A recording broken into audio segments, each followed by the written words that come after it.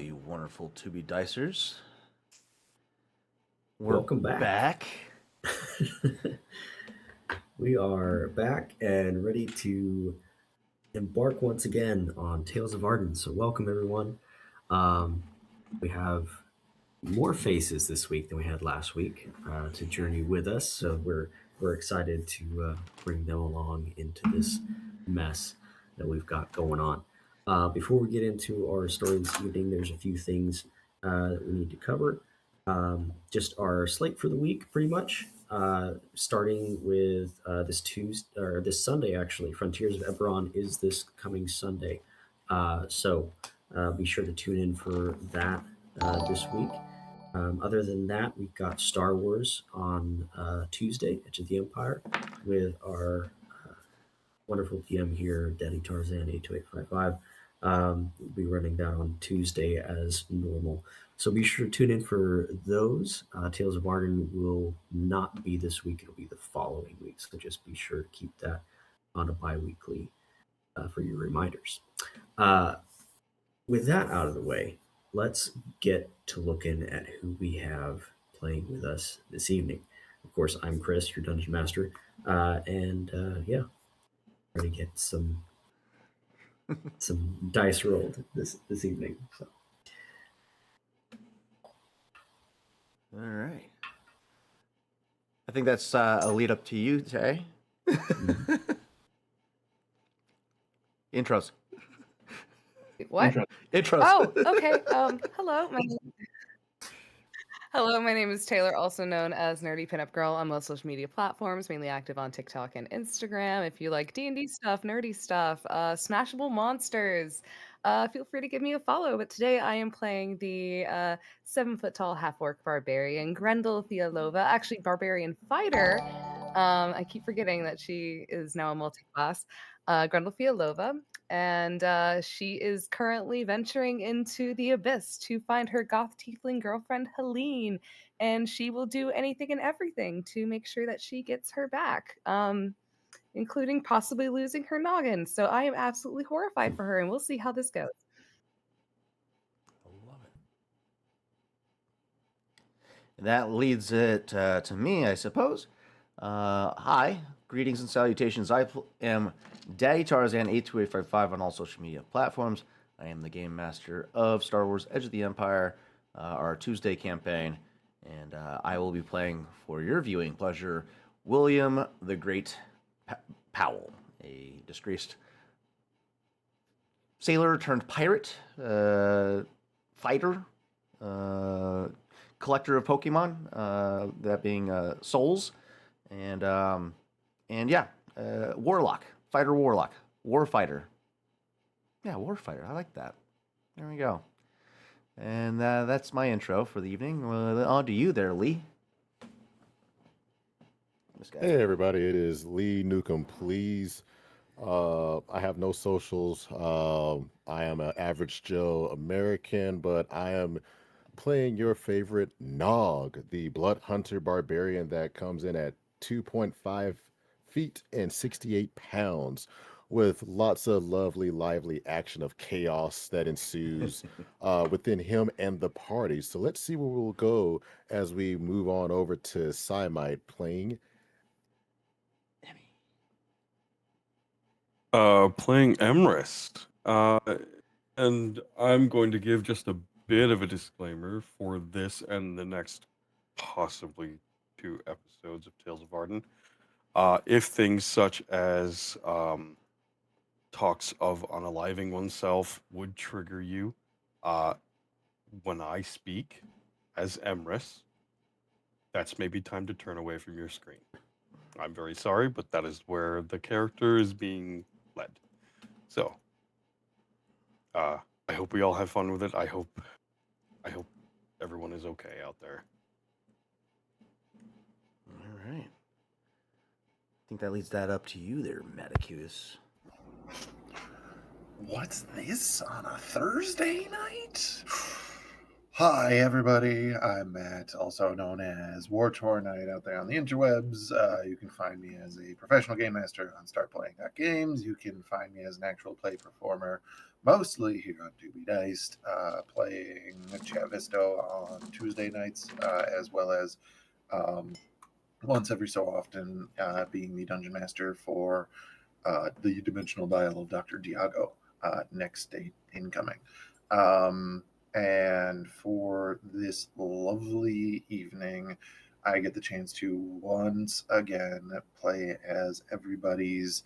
Everybody always talks about his overwhelming enthusiasm and how just much energy this character has. So let me get into character for this introduction.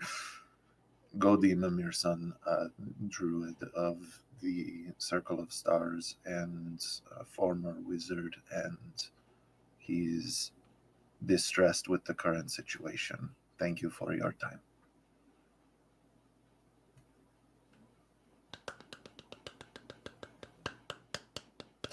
Who are you playing, Victor? Other way, other way, other way. Shut up. Some cameras are mirrored. Oh, me? I'm just a guy standing in front of a bunch of party members asking them to roll for initiative. No, I'm kidding. I'm kidding. I'm kidding, I think. No, hi, my name is Victor, also known as Victor the Story Weaver. Um, once upon a time, long-term participant of this campaign, now guest starring from time to time. I haven't been on this table in a long time, and it's a beautiful thing to see all the wonderful people here. I miss you all, and I always love the opportunities to play with you. Thank you, Chris, for having me. And I am playing uh, uh, their name, I guess you would pronounce it Wildk. Wouldn't you like to know? So, Do it. without being said, that's all for me, and I will show up when my time happens. So, bye. All right. We're super excited to have not only Gody back, but this mystery character, which I'm very excited to introduce. Hopefully sooner than later. But yeah, that's what we got going on tonight. Again, if you like what we do here, make sure to tune in on Sunday and Tuesday this week. And let's get into our story this evening on To Be Diced.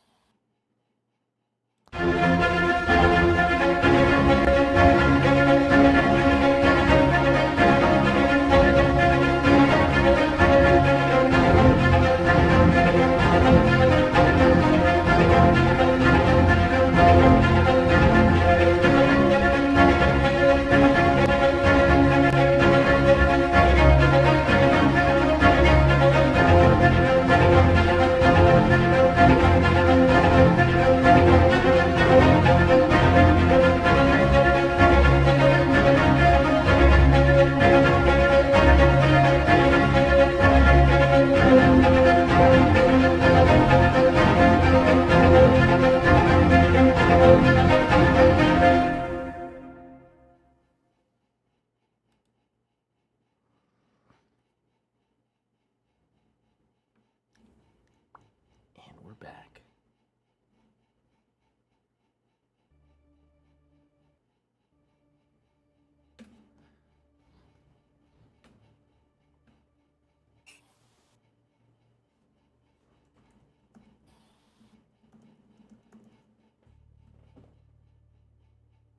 The party has made their way into the Garden of Perdition via the treasure room of Yagno, a demon of greed who wishes to devour three particular demons that have overstepped their bounds, using the party as entry to these places. While venturing into the Garden of Perdition, they've already encountered many dangers. One being separated by the abyssal ocean, finding each other. Soon to ride a titan, crashing and clashing with another. Upon settling On the ground, once again, they were approached by a denizen of this place, a slave of the mistress of this place, who wishes to die but cannot as long as she persists. So, offering help to the party, they offered to get them safely to the rotting orchard and the amber pool, which lies just on the other side, the access to the Lotus Gate, where she resides. Thalzyra, the target of this dimension, of this plane of the abyss. However, after fighting a swarm of insects, 2 of the party members were infected with Thalzyra's brood, a larva that would embed themselves into their chest. The stranger helped them with this affliction, but in doing so, triggered another instance. As Nog woke from his incapacitation, the fungi and the leaves on the inside of this cave were disturbed. And currently, both Nog and Emrys are infected with creeping vines. They have 2 hours to find 2 distinct needle blights in the Briar maze and extract their hearts to cure themselves.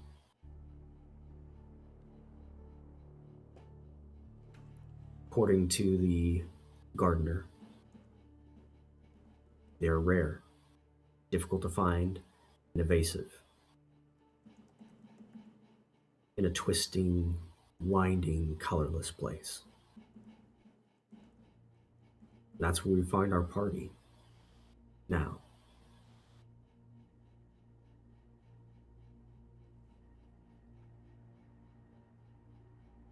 The air changes the moment you cross into the Briar maze. The warmth of the garden, or the perceived warmth of the garden, fades as if it's snuffed out by an unseen hand. Sunlight struggles to pierce the tangled canopy above, reduced to thin, colorless threads that barely touch the ground. Thorns and branches arch overhead in twisted lattices, forming almost a living corridor of blackened vines slick with dew, the color of old ash. Each step forward is a muffled one, as if by a carpet. Pale petals that crumble like bone beneath your boots. The Garden of Perdition, if you look back, still blooms behind you, vibrant, fragrant, and inviting compared to this place. As you step further and further in, there's less and less color. The only color entering is you, as if everything else has had the color extracted from it. It reminds you of Greenport.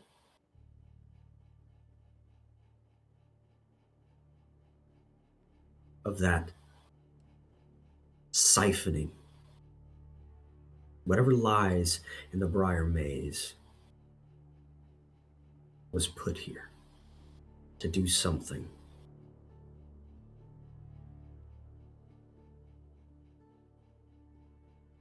Amongst the vines and the thorns,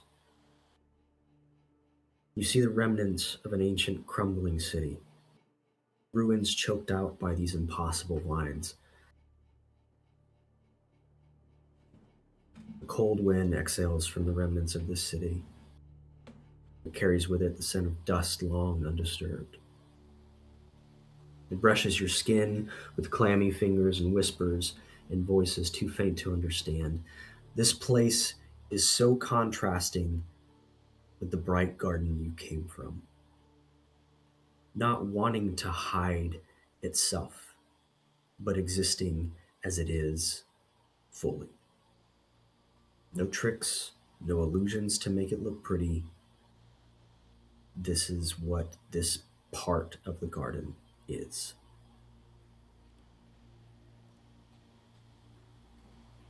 Godi,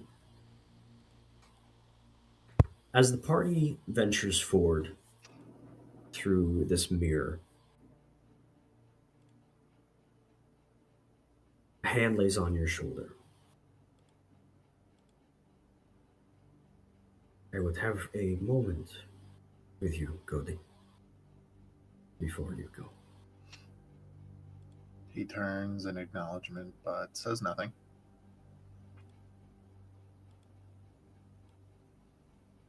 I must hold you back for one or two reasons.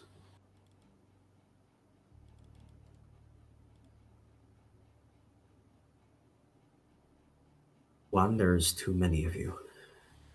Too much at the same time will immediately gather too much attention.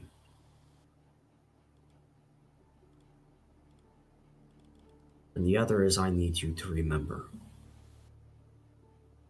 I need you to remember when the others forget. I need your mind to be anchored when theirs become unhinged.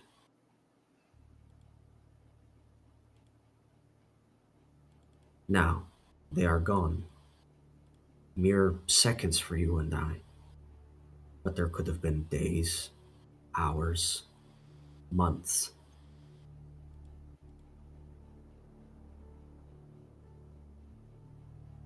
Do you understand?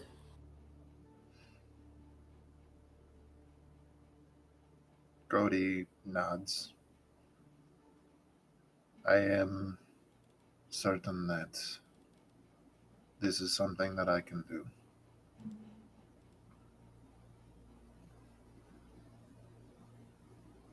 You must take a different path, as you have many times before. And as he says so, a black hole just opens up in the tiled floor as these squares of tile twist and turn and sink. It's just this dark hole, no bottom to it. You know, like you do. Like you do. I don't like that. You are touched by stars and light, Goldie Mearson. And I believe there is a reason for that. And he pushes you in. Thinks to himself, rude, but with the push, like being pushed from behind, the leaning forward, which then he takes that first step, going head first, feet first into this hole, ready to tackle whatever may come. You go horizontally with the push. And as you take the first step, you know the feeling of falling. Jumped off of things multiple times, whether it's as a kid or in your adventures along with the party. You know what the feeling of falling is. There is no feeling of falling. You do go horizontal. There's this brief gravity, and as you take that first step, you meet something solid. Back with the party. You all have entered the Briar Maze. This oppressive place, somewhere that you would most likely not find yourself wanting to go. For a brief moment, Grendel, seeing the tight corridors and the winding paths, it almost reminds you of corn maze from back home.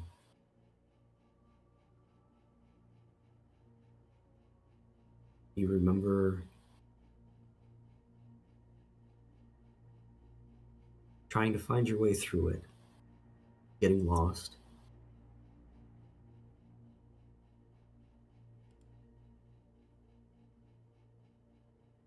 On the edge of tears, Helene grabs your hand. It's this way, silly. What are you doing over here? And that memory plays for you, running and giggling through these pathways.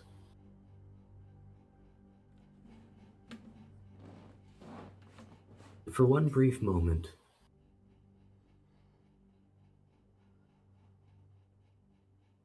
maybe you can do this.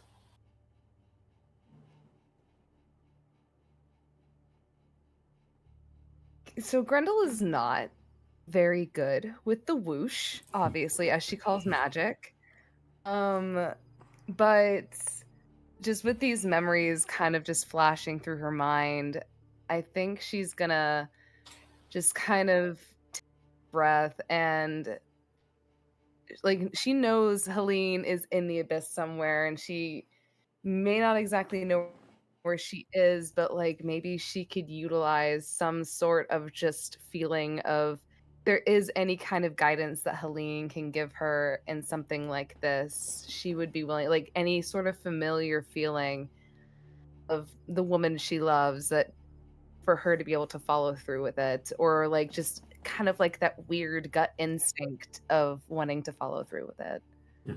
Go ahead and roll me a survival check for me, please, if you would. Ooh.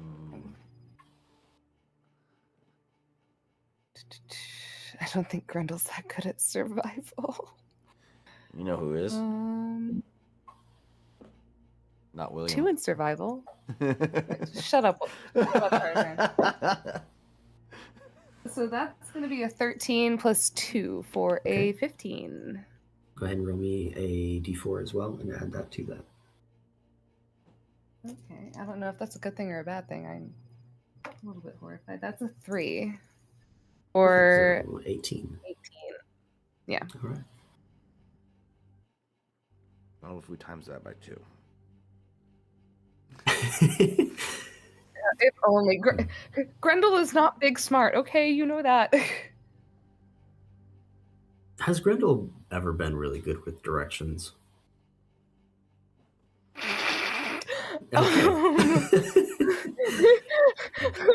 I don't think so. Like literally, I feel like Grendel, she's good at like seeing different ways she's supposed to go, but I feel like she would have like gotten lost on the way to her own bathroom. Like Helene is always the one that is like, no, honey, me. It's kind of always been a bit of an airhead. You get a really good feeling about where to go. For the next several steps, you feel like you know, almost as if it's familiar to you where this is and how to get through it. A direction that's into your gut instinct. Emrys. Okay. Your Yes. mark. Your mark grows stronger.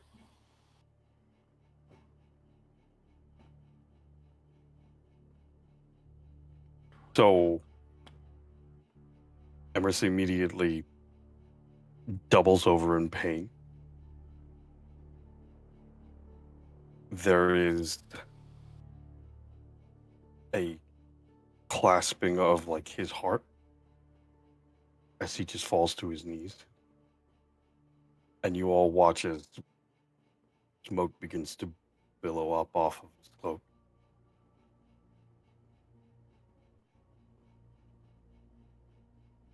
It lasts for like, I want to say a minute or so before he stands up, cracks his neck,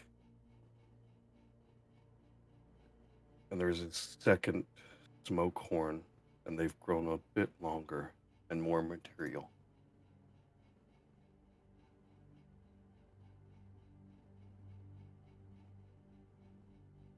His skin turns just a bit darker.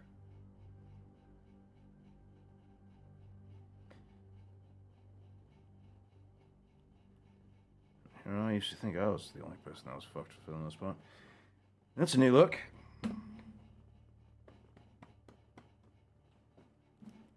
You gonna be all right? Fine. I sure hope so, because I'm not in the best of shape right now, and I can't be fucking worrying about myself and you right now. Chris. We should hurry. Out of curiosity, am I able to do a either survival or insight to see if there's a different baseline amongst the party, aka Emrys doesn't smell like his normal self, unless he doused himself with another candle? He would smell much the same. Okay. So nothing changed out of his baseline. Nog is continuing to walk, so he doesn't turn into a tree. I will say Grendel, like upon William mentioning, and like even though Grendel kind of does seem a little bit distracted, but if William is checking in on Emrys, Grendel like, Emrys, if you are in too much pain, I don't mind. I can carry you on my shoulders, or I can like carry you on my. I can give you uppies and put you on my Let's just back go. for a piggyback. And he just walks. Yeah, let's keep the pace. Let's not fall behind. Running out of time. Well, that's what I was worried about. All right. As you move forward with Grendel's survival check,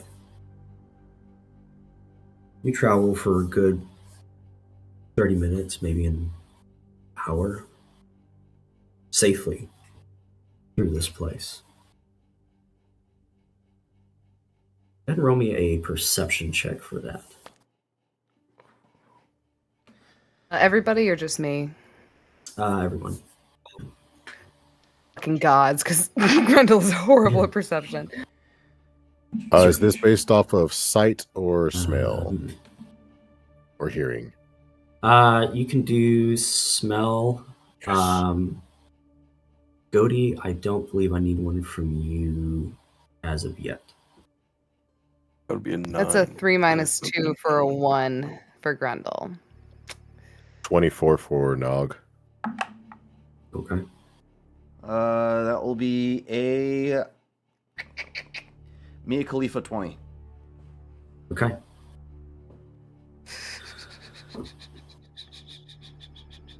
Brendel, your gut feeling with each step now, it kind of becomes more insecure. You've come to a point where you're like, oh, this doesn't look familiar. This doesn't feel familiar. However, between Nog and William, they've kind of picked up. Nog has picked up a different scent, which is more like a pine smell, like a sap. And William has been seeing, with that perception check, different tracks that could potentially refer to needle blights. So between those two things, kind of like a Oh, we're hunting creatures? I thought this was a plant we were hunting. Oh, shit. yeah. No, needle blights are scary, man. Nog's hackles will like start to rise, and he'll kind of face in the direction. Nog smells filth, like flour, but woodier. Yeah, nasty smell. Keep that nose shut, mate. Well, from the tracks I'm seeing here, we might be close to what we're hunting. Remember, we gotta rip the hearts out of these buggers, so do not damage the heart.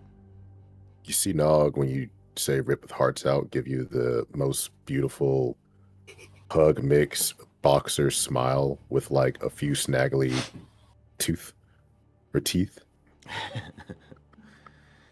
Yeah, and I'm not sure about whether or not they're safe to consume, but I'm sure you're not going to listen to me either way, so you can box up the rest. So Grendel, upon hearing like ripping out the hearts of creatures, because as far as Grendel knew, she thought we were going after flowers as well, and she kind of looks at both Nog and and it's just like ripping out the hearts of flowers, like that seems a little cruel. Like they're just flowers. Sweet summer child. And just keeps walking. Wait, what are you talking about, William? As like Grendel just kind of follows behind me, Your like, voice down. are We're we fighting hunting. monsters or are we fighting flowers? Grendel, keep your voice down. We are hunting right now. Are we fighting monsters or are we hunting flowers? I'm going to scout ahead. Don't get too far. All right. You don't know what's down here. Emrys, go ahead and roll me a investigation. You don't want me to roll stealth first? Yes, please do. Bargain inspiration. Just kidding. Oh, no need. 12 plus 18. Beautiful. 30. And you said investigation. 16 plus 5. Or 20.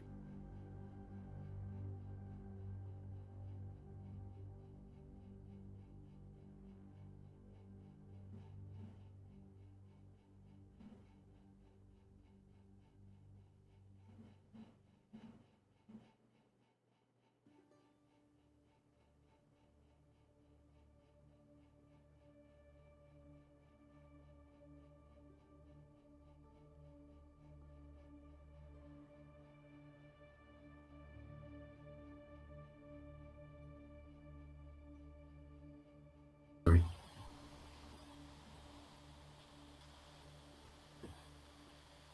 So 21 investigation and 30 stealth. Perfect. Your new form seems to curl around this place as if it's at home, almost vanishing in the corridors of this place. As you move through, you find clearing, a path through. But as you move through, you notice various dips in the terrain. As you approach these, there's various sinkholes, about 15, 20 feet deep. And they are lined.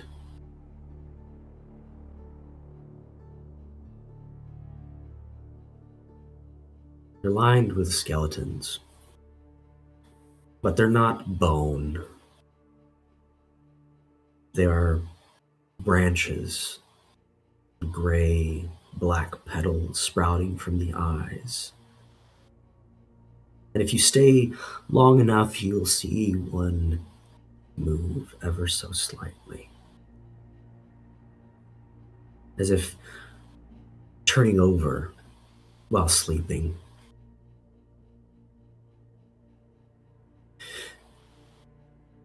As you approach another one in this clearing in the center, it's not a dark pit. There's a small glow at the bottom. And you hear a voice. Give me a wisdom saving throw, please. Is this a charm effect? Yes, it is. Magical? Yes. Or- okay.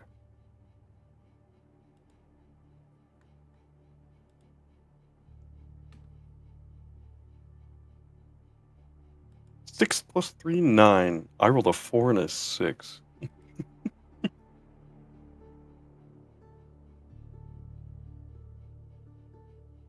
You hear Finn giggling, playing.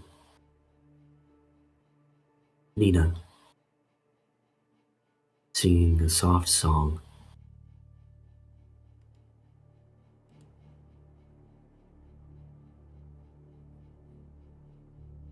You almost can't help yourself but to peek over the side of this. The urge to take one more step is almost unbearable. What do you do?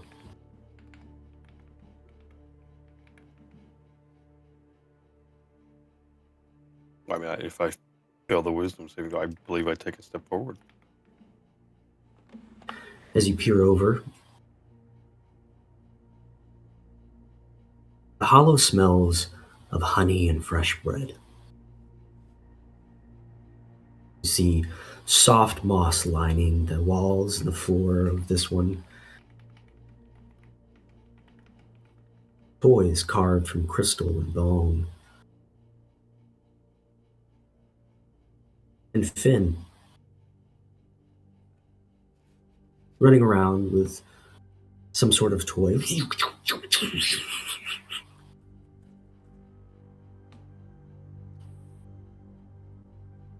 His eyes lock with yours, but they aren't different colors.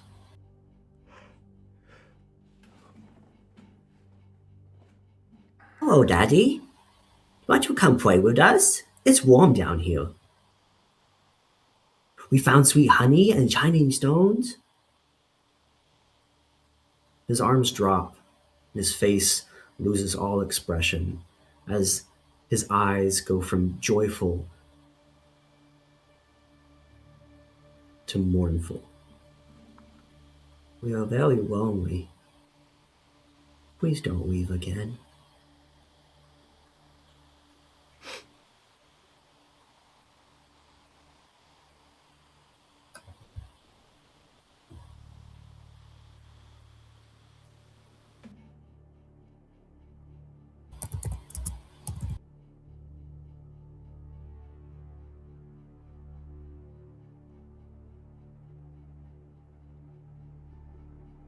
Couldn't get the details right.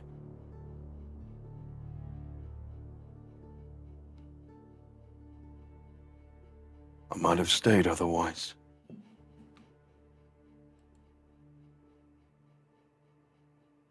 I take out the weave eater and I slice through it. And make an attack roll.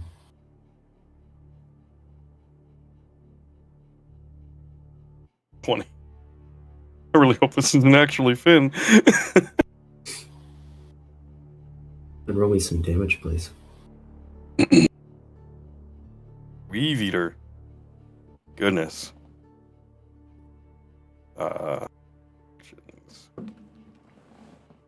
It would be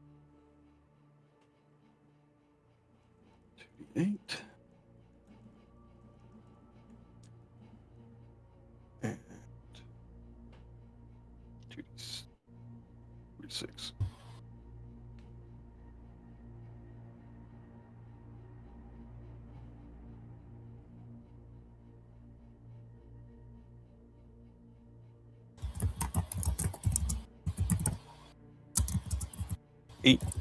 $18 damage. Oh, 6. So 22? 24. So 24 points. Yes. If I could have both psychic and piercing damage. Okay, perfect. How much of that is psychic? 6.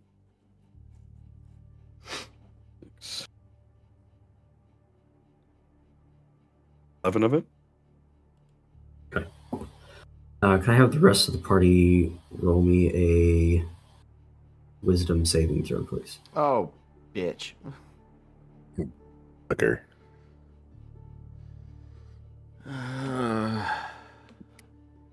This is not going to go well. 16 for Nog. Cody is wondering if he has to make the save. No, not yet. Not yet.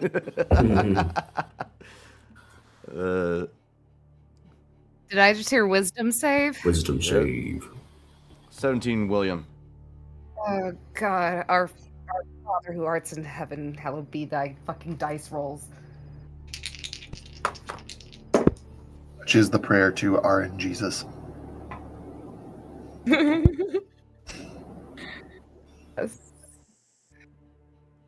So even with advantage, that is a 10 minus 2 for Jesus. an 8. Yeah. Okay.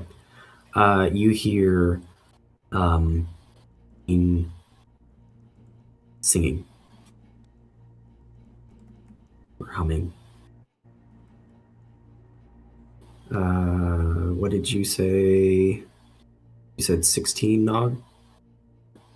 Yes, sir. That is correct. Okay. For a moment, the smell of honey, bread, and roasted meats wafts by your nose, but it's ever so slight for just a moment in passing and it's gone. But you know the direction of that. What'd you get, William? 17. 17? Okay. Wisdom save, right? Yeah. Wisdom save. True. Okay.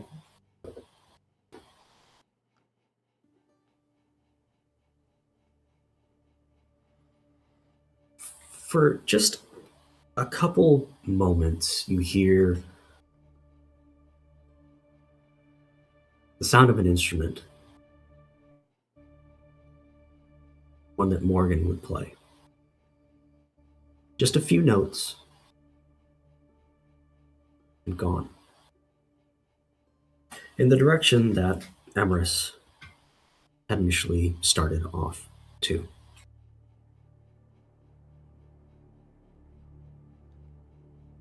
It is at this time the ladies come out.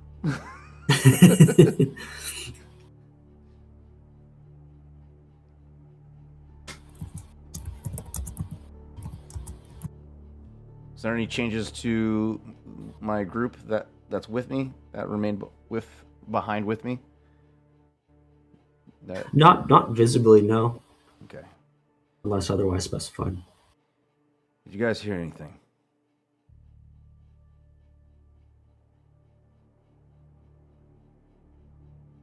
So does Grendel hear anything, considering she rolled an 8? Yeah, you hear Helene humming a tune. She is following that. Like, unless someone wants to try and stop her. You actually find yourself feeling as a wooden stick seems to appear right in front of your body, cutting off your journey as you hear the voice. I wouldn't listen if I were you.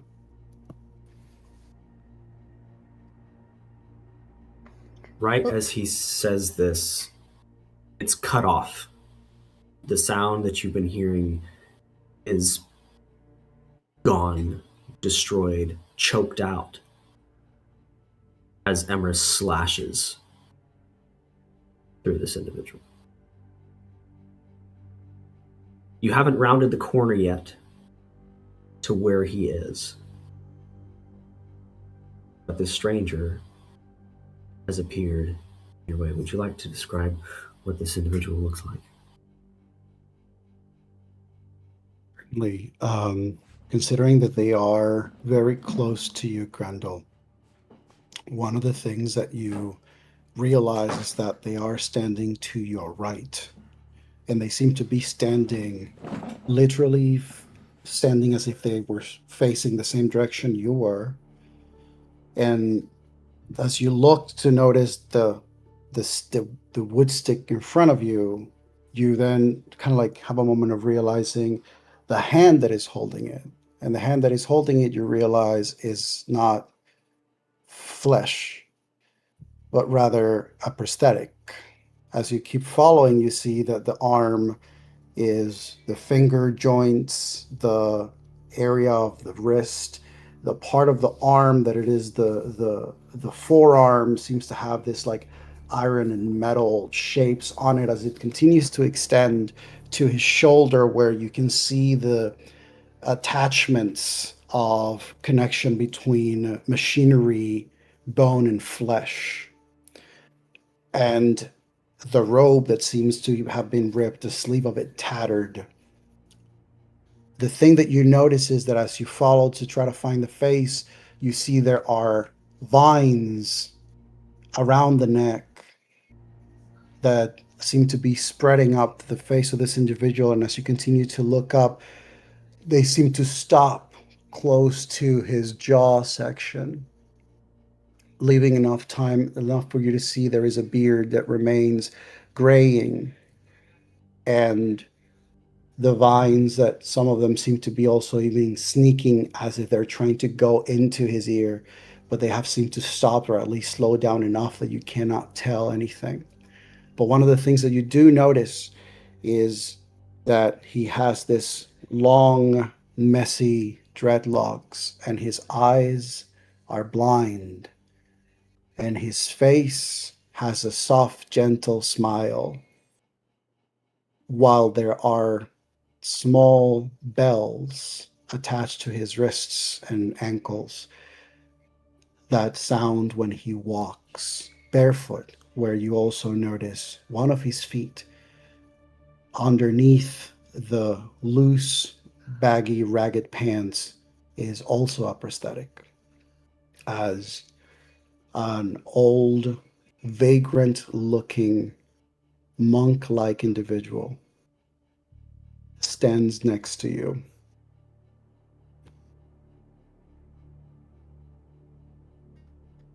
First off, smash. Second off, Grendel immediately with this person showing is like, oh my god, who are you? Like, and is Element this of who I fucking surprise. think it is, Victor? I swear to God.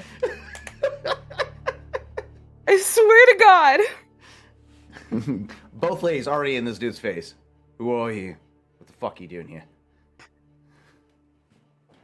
Oh, I am waiting for someone. Who is it that you are waiting for? Do you hear the humming and the voices as well, or? Well, I have spent quite a long time listening to them, but I guess it is one of the blessings in disguise when you have the ailments that I have. And he points at the vines that you see wrapped around his shoulder and neck area. And you can tell that these vines are, some of them have managed to actually reach to one of his ears. And it's clear that they have gone in. So he can still hear, but his hearing is not what it used to.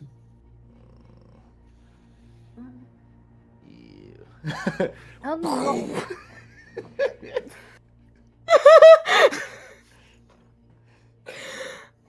How? Who are you? How long have you been here? And how did you just show up out of nowhere? Are you okay? Are you also being strangled by the plant vine thing stuff? Do you need help? Quick point of order. Did we see Emrys? Not yet. Okay. But you're close. You're like right around the corner Okay. from where he is. I just remember you said that he, right when the music stopped, was when he sliced through the magic, and I thought that was us seeing him doing that. Okay, so we don't see. My apologies. Okay, cool. Yeah, no, ladies, still trained on this funny guy. I don't like your funny words, Magic Man.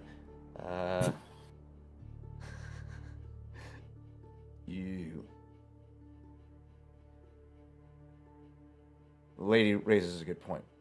How long have you been here? And is that what our friends are currently experiencing right now?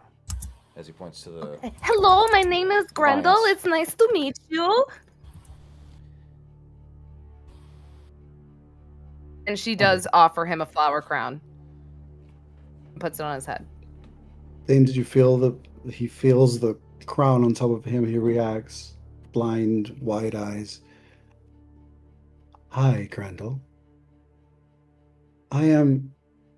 And then you see him pause, tilt his head. Seems to be searching.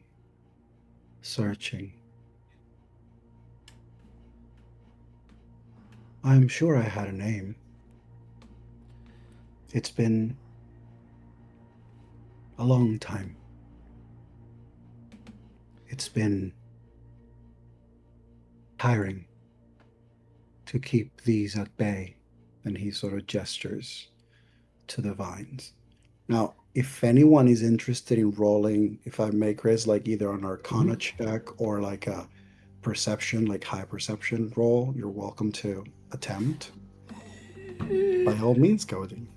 I've been talking to you for about a good minute now. I need you to reveal some stuff for me.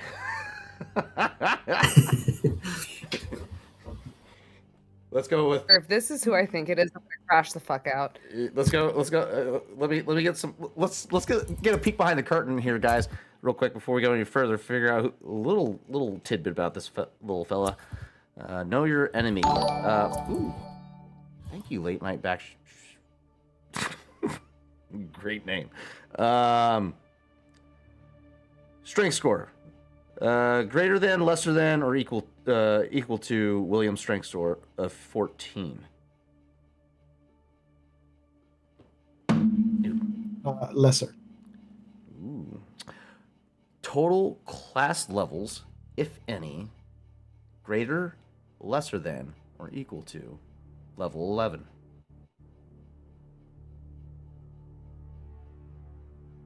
Greater.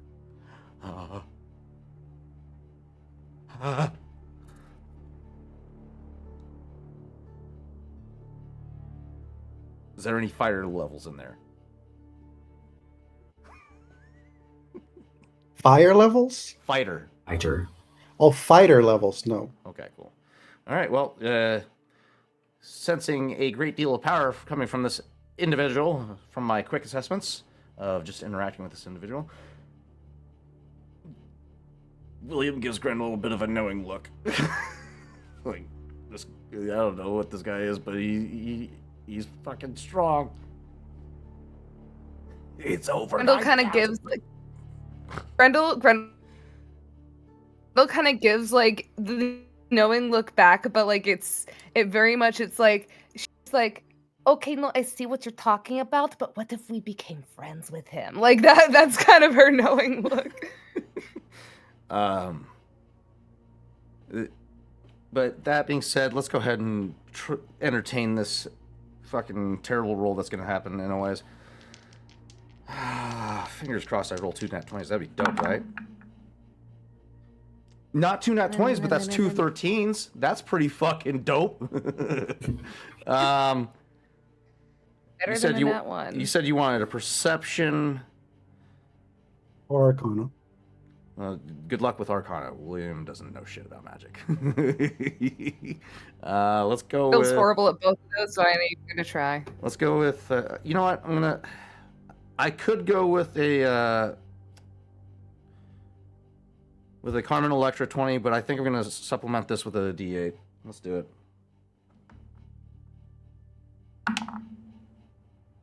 Max roll. Instead of a Pamela Anderson 20, it's a 28 perception. I think Gody were you trying to roll Arcana? I'm not actually present on the scene yet, so I I was about to say, I don't think Cody's even here. Oh well. With that perception, William, as you're looking at these vines, with that high perception, I would say they definitely look like the thing that you guys are currently suffering. However, there is this very interesting thing regarding the vines that this individual has, because These vines look darker, as if they were charred. They are cracked, as if they had already dried, and they are. And looking closely, you see as if these things are still in a development like in an expansion process, but you see that every time there's this is minute, like you're just lucky that you like caught this moment happening, because it's not something that is constantly happening. It just happens almost like a breath, like a pulse. Every time these vines seem to be moving or trying to make an advancement, though as subtle as it is, you see that fire seems to appear on the edges of the vines and burns them and makes them like pull back a little. They are it's as if like they're growing, but they're battle not with them. growing at a Yeah. speed that they would grow fully. Seems like you're constantly at war with yourself. That must be quite taxing, mate. There are certain things where high prices are worth paying. I'm William. These are my ladies, Nadia and Ivara. Do not touch them, or I will hurt I am you. also a lady. My name is Grendel. Our friend Emrys ran up ahead. I'm assuming you know what we heard and what he potentially could be facing right now. Is he in danger? Yes. And I suggest that if you want to protect your friend, you should follow suit, and with haste. It is a dangerous place with certain threats that should not be provoked, let alone even seen. I can So try to I'm help you saying find him. Well, then make yourself useful. And he taps Nog on the shoulder to get his attention and pushes past, looking over at Grendel. We need to move now. William. Yeesh. Don't you dare tell me you ran off. You ain't running off with a 28 perception, you lying sack of shit. Yeah. No. Dog's not there. I hate to say that. Love you. This family makes me want to murder people. This is muted.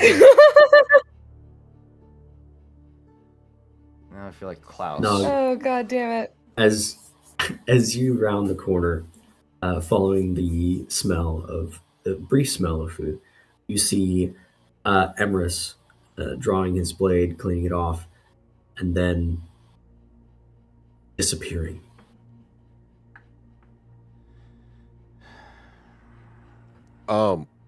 Not to be funny. What can Nog smell and hear, because he can't see for shit? Fair enough. What can he smell and hear, Emrys? Do these things look anything like the creatures we're looking for? No, these particular creatures, as you slice through one of these, they're small humanoids with moth-like wings, Mothman. and they look an awful lot like a storybook that you read a long time ago as a kid. And a word comes to mind: Melikin. Melllikin. A small fae. Kids would run around making up stories about them, using them as imaginary friends. And as you turn invisible, you see the other four kind of congregate around them. You hear them talking amongst themselves. Oh, Mosley's sleeping in the garden. Doesn't she look so pretty? Yes, we should make her even more pretty. And they all gather around, pick her up, place her against the wall as vines wrap around, holding it in place. As in front of your eyes, this small fey sprouts into blooms and flowers. Emrys Now. thinks to himself, right, that's enough of that, and begins to climb.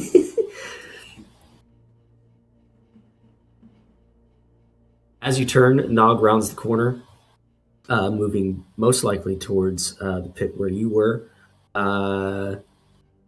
And I'm assuming everyone else probably Chasing fairly him. closely Yeah. behind that as well, looking for the Nog! yeah, looking for the Nog. Get your ass back here! Grendel has like a flower crown. Grendel has a flower crown ready to incapacitate Nog if he tries to run. So 16 minus 1 for 15 athletics to climb out of here. Absolutely.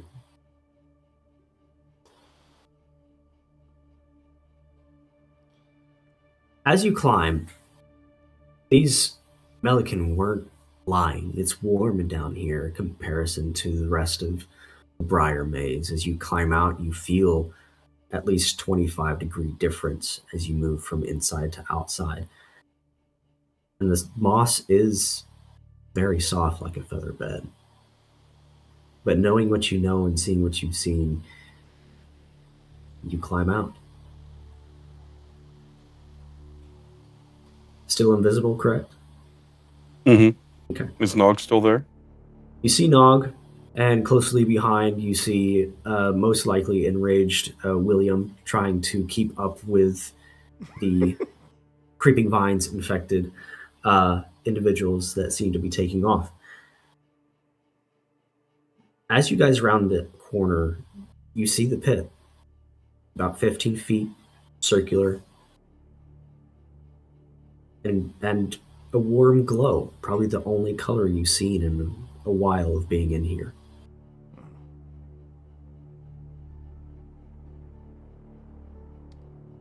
Cody, as you go horizontal, take that first step and meet something solid.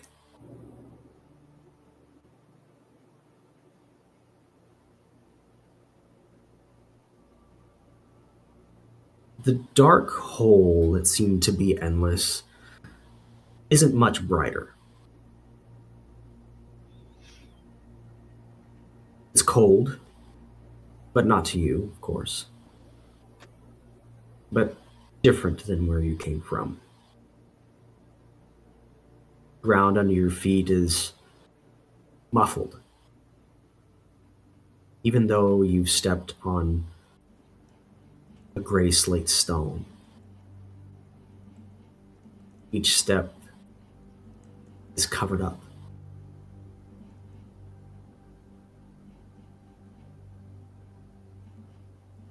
And as you stepped forth, you see the same thing the party sees. A small clearing with a round hole, glowing soft and inviting. In this dark place, void of color. Does this glowing seem familiar at all? Like anything involving like something like we have seen before, or like something It reminds you of a close. It reminds you of a warm, inviting tavern or a cozy book corner.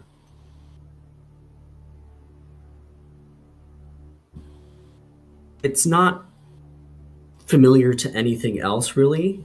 It's more so the feeling you get when you see it. Like standing in front of an old friend's house when all their lights are on, ready to welcome you in. Feels like home. Comforting in a way. Oddly, yes. Okay. Thanks, Cody, saying you are on the other side of this clearing as the party rounds the corner on the other side. So, I'm sorry, go ahead. I was just saying. I think as we're approaching, seeing a pit up ahead, and knowing Nog's fucking blind. Nog, stop! There's a pit in front of you. And then, yeah, catching up.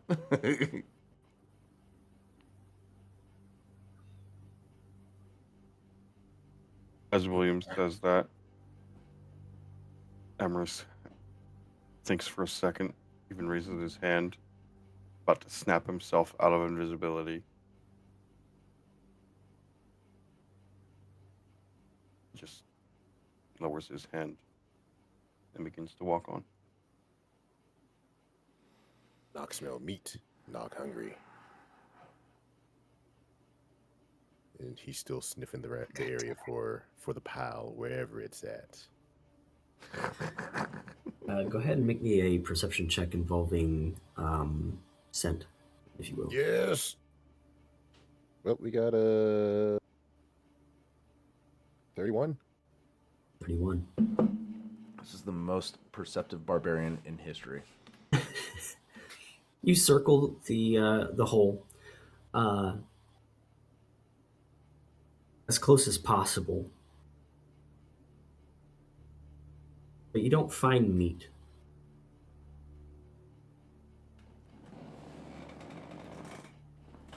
The scent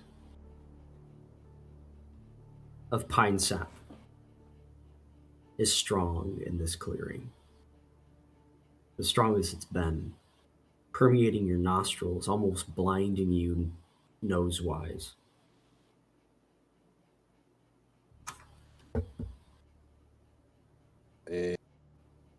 Yeah. Plant sap. Plant blood. Nog no like.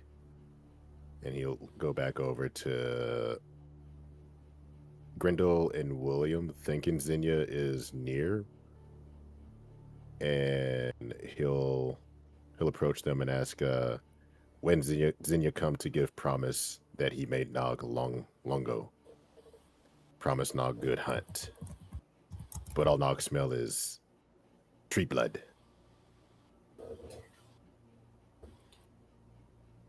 I need everyone except for Emrys for now to make a dexterity saving throw. Oh, shit. Tell me? Yes, you too, buddy. And it's a dex save? We're all making deck saves. All making dex saves. That is a 21 for Nog. Okay.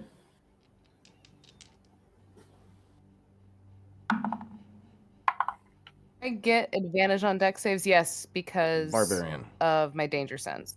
Yep. Yes.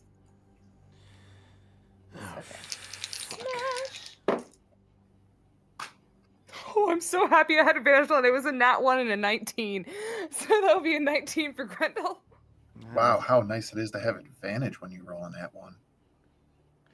Well, I guess it's not as bad as that.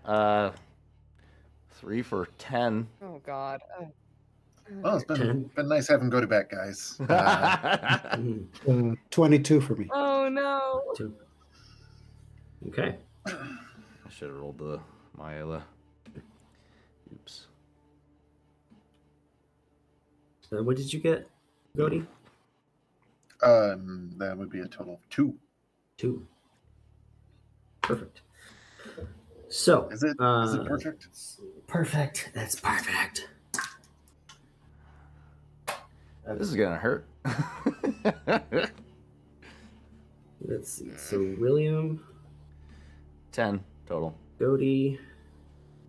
I think those are the only 2. Yep. As you're moving forward, trying to get Nog to either heal or get closer, you step on a twig. And at the same time, in the clearing and just off into the brambles a little bit, William, you are hoisted 25 feet into the air by these thorny, lashing vines that rip up into the tree. You are restrained 25 feet off the ground and take 6 points of piercing damage and Hold for one. Oh, go ahead. 3 points of necrotic. Owie. Which is Before you mark all that down, what did you roll on the dex save there, Tarzan? 10. 10. Don't burn the resources. It's fine. This is nothing. This is nothing for William. Danger! It's a walk in the park. All right. Literally. I've really struggled to find a place to sleep. Don't burn resources. Same for you, 6 points of piercing and 3 points of necrotic, Goaty. As you also are pulled up into the trees, off the ground. William, as you are pulled up, you're turned and twisted up, and you've come face to face with a creature. Okay. I don't like that. Could I not be? Its eyes flash between green and yellow. And its mouth opens as a long tongue kind of caresses your cheek.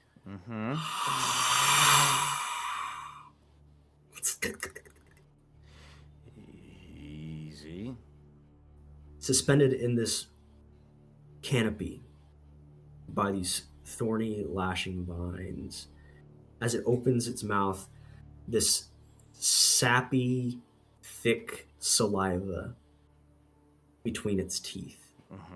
Everyone, please roll initiative. Is this the creature we're hunting?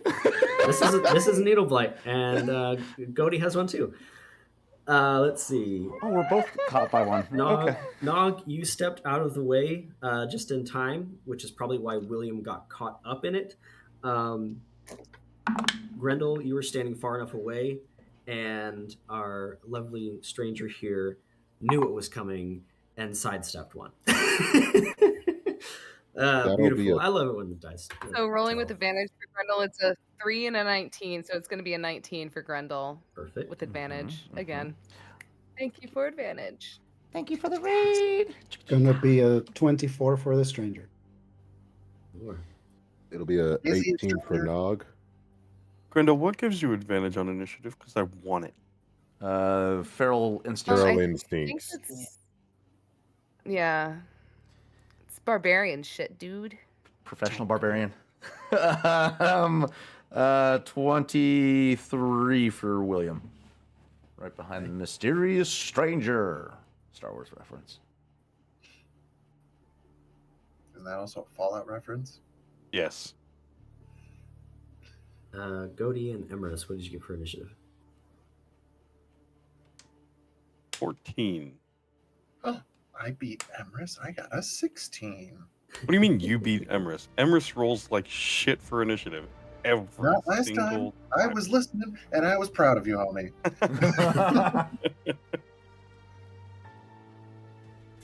It's fine. We're fine. Everything's fine. Okay. We're gonna put that on your tombstone.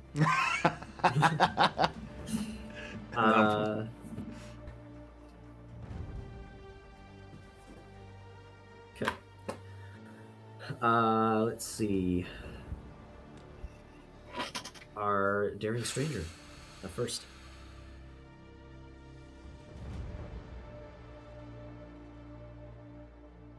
I think that the way that this worked is it was walking with the group, and it was a thing of he probably stopped walking just like a few seconds before the rest, as he sensed this thing. And it was that moment of he was going to speak and say, "Watch out," and as he's about to say it, this thing just sprouts underneath him, and he just has the time to take the step as this thing just literally flies right in front of his blind face. and he hears and senses the other two being hoisted. And there is that moment of, oh, well, no, I don't think this will do. And you just see this vagrant older gentleman individual sort of put his staff down, and then he goes, apologies if I am not as useful as I used to be.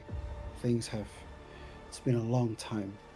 And then you see him as he moves his hands, moves them, and as the hands go up and down, flames start to appear and engulf his hands. And as he shapes two finger pointed, he just extends his arms as fire ejects from his fingertips. And they fly at the vines, one of them toward the vine that is holding William, one of them toward the vine that is going after Godey. Go ahead and roll me an attack roll, please. Is this a way of the key soul monk?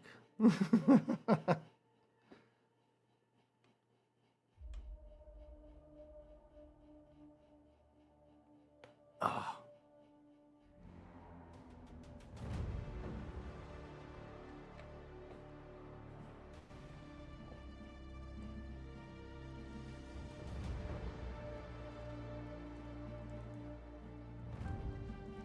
Gosh.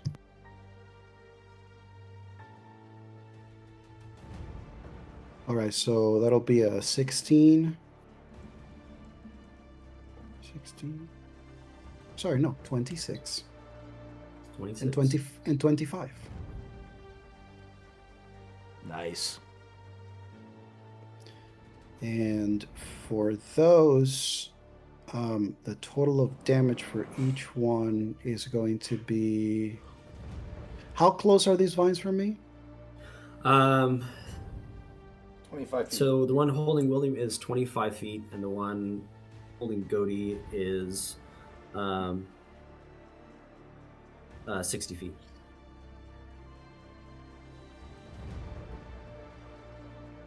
Okay, so one of them is going to take 8 points of damage, fire damage, and the other one is going to take 4 points of fire damage. Okay, perfect. As these two bolts of fire fly out, William, you're face to face with this creature. It opens its maw. It looks like it's going to bite, and this just fire just coming off the side of its face. Same for you, Godey. Its tendrils are kind of lashing around your chest and your neck, and it comes by and it's squeezing. And as this mode of fire comes by, the pressure is released ever so slightly. You and William on your turns will have advantage on escaping this grapple. Anything else for your turn, stranger? I'm so happy you asked. So happy you asked. I'm going to use my bonus action elemental combo trigger, which allows me to then cast a level bender spell, which means that I am choosing. Bear with me. Bender, you say? Don't worry about it. Barely know her. Barely know her. I'm casting Scorching Ray Okay. on this thingy. Okay. Spell. So this is ranged spell. Bear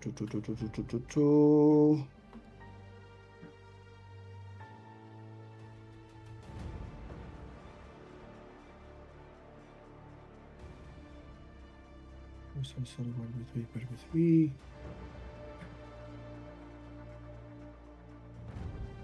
That is a 12.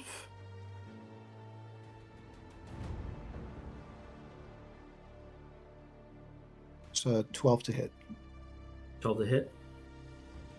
Misses. Okay. That'll be my turn. Doesn't Scorching Ray have 3 beams? Yes. This is Turul. Thank you, Tender Spirit. The next one is going to be a 23. 23 hits, yeah. And And the final one? the final one is going to be no, that's a 13. Okay, so we've got 1. What's the damage on that? That'll be 5 points of fire damage. Perfect.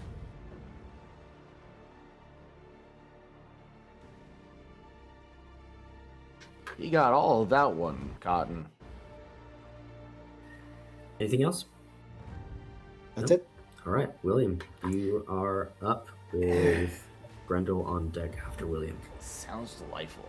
I think as this creature gets hit in the face with a mote of fire, William just simply says, you blinked.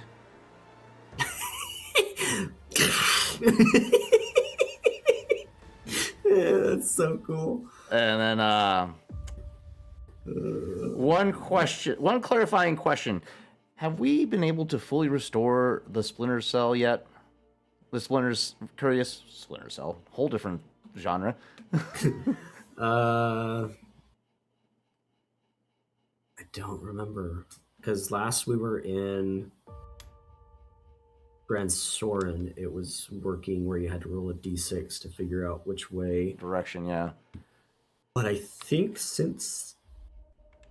Did we get it fixed in the library? No, I think we got it fixed in... I think it is fixed. I think it works as intended now. Oh, fucking lovely. Since since I have it in front of me, I would like to teleport behind it, aka on top of its back, so I can have both ladies pointing down at the back of its head. And I'm gonna ride this bitch down to the ground. Okay.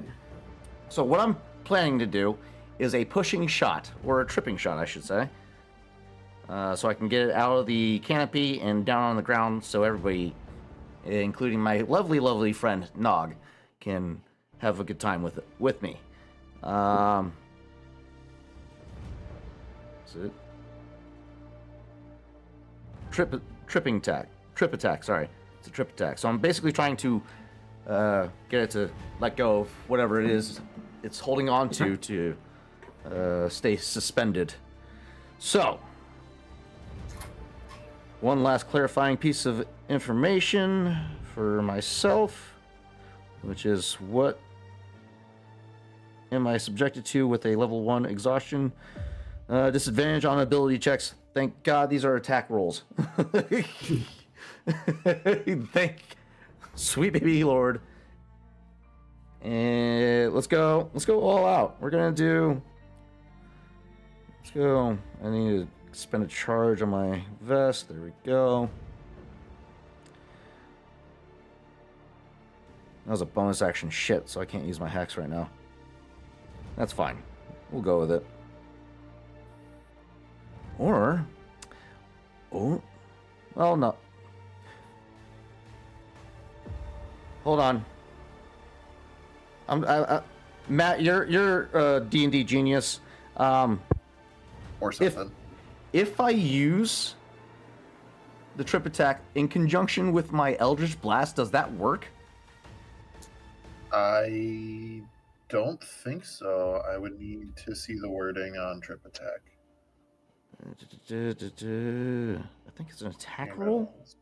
When you hit weapon attack, not a spell There it attack. is. Ah, shit. That would have been so fucking cool. All right, ladies, firing off. Let's go.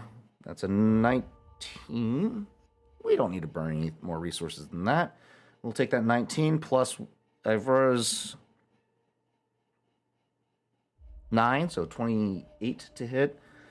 Well, I am burning resources. I'm burning a trip attack, so that is an additional D8, but I believe that goes to the damage.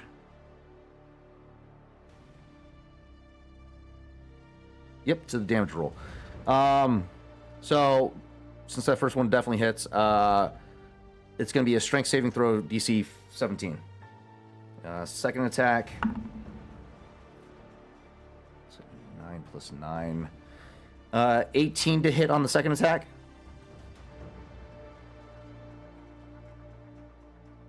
That hits? Okay. All right. 2d8 plus 7. That's good. That's good. That's 13 plus an additional d8 for the damage for the trip attack. 14. 14 points on the first shot. Damn. And then 4.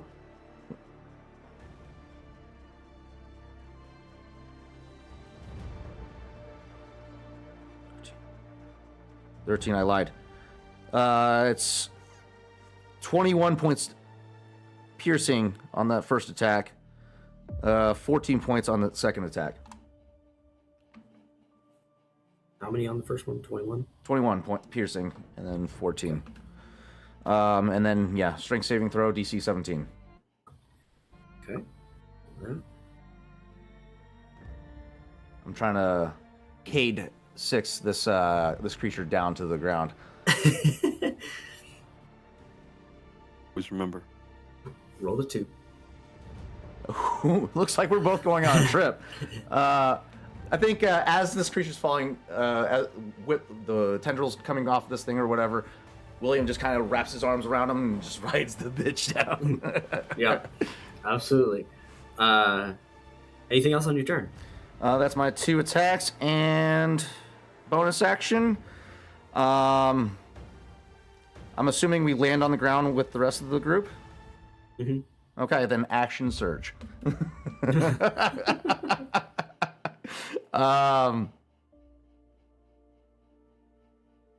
Do I take the 2 attacks? What's my... It's 1d10. I'm doing more damage with the ladies than I would be with the Eldritch Blast. We're going to keep shooting. Keep shooting. All right. And that's a miss for sure. 22 to hit on that second attack. And then 9 plus 7. 16 points on that third shot. Or fourth shot, but third hit. That will do it. Okay. This thing's looking pretty rough. As you hit the ground and take your next 2 shots, it rolls to the right, miss, rolls to the left, and you clock it. It stares back at you, eyes glowing, shrills, and as its legendary action, it will Misty Step. No, come back. I want to play. It turns into this swirling silver mist and fog and hurls through the trees. You know what would have into been the really canopy. cool is if I had counter spell. That would have No, been you so don't, bitch. fucking dope. Let's see. Damn. That is Grendel. It is your turn. Right, so these monsters are no longer holding up any of our teammates, correct? Or Still going. Because Not we have holding 2 up, of them. holding up William, but Goaty is still suspended. To be fair, I don't know Okay. if anybody other than the mysterious stranger knows that Cody is on the scene. Because he was literally about to be like, hey, what? Fair So, enough. But can Grendel at least see Goaty being suspended? I'm in the Or queue. does she just see make a his- perception check. God, You got that's the so Spider terrible Man. at perception check. Spider Goaty. Spider Goaty. God, Yes. that was a 17 minus 2 for a 17 minus 2 for a 15. Not terrible. You see two things.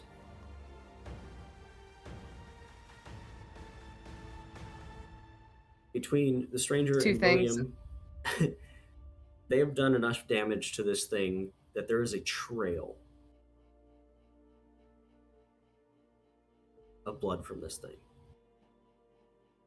from where it's trying to hide. You can see it. It's about 25 feet from you. It's doing a very poor job trying to phase in with the canopy and the maze itself, not succeeding. But you see something else that catches your eye just off to the left from where you're at.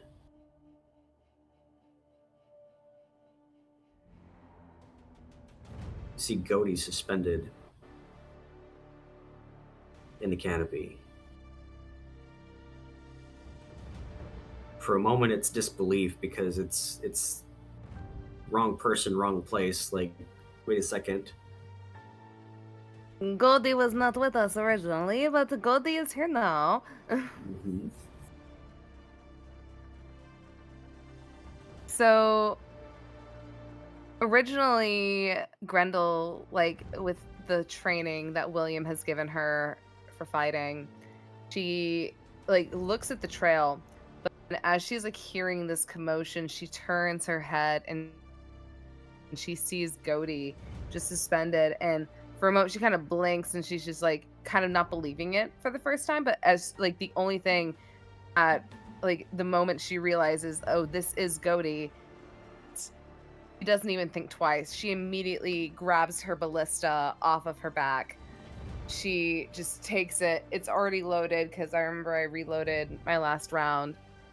Not my last round, but like I reloaded it before I shot it. And she just takes it, like goes like she doesn't go prone, but she kind of like stables herself as she crouches her legs, and she goes, "It's Goldie. I will make sure that I will get you out of this. Go Betty buys." And she is gonna shoot her first. Oh, first she would like to rage as a bonus action, by the way. So her armor class is going to be set to 19, That's hot. and her again, you just see as her hair bursts into these brilliant flames. Her eyes go from like, you know, the soft Grendel like looking eyes to just set to kill. And hold on, I gotta customize my AC. This is real the fast. only And, color you see. It's like those pictures where they like segment out a particular color, like yellow or red or something, and it's there on a gray background. Grendel rages, and this bright red hair just is a speck of color in this otherwise gray expanse of a landscape. It is a sight to You're behold. lighting up the world. She is aiming her ballista for a plus 11 with her ballista now. She fires at the vine or whatever tendril is holding up Goaty. And that is going to be a 12 plus 11 for a 23. Definitely hits. Yay. Okay, that'll be 2d12s plus my fire damage. So fire damage on the 2d12s. I have a 10 and a 9 for 19 for fire damage. That is going to add a plus 4. So oh, and my rage, as well as the enhanced arrow stuff from Toro. So it's going to be a plus 2 and a plus 3. Or it's a plus 3 for her rage. Yeah, it should be a plus 3. So 28 points total. On Sheesh! It's a hell of a hit. He got all of that one, Cotton.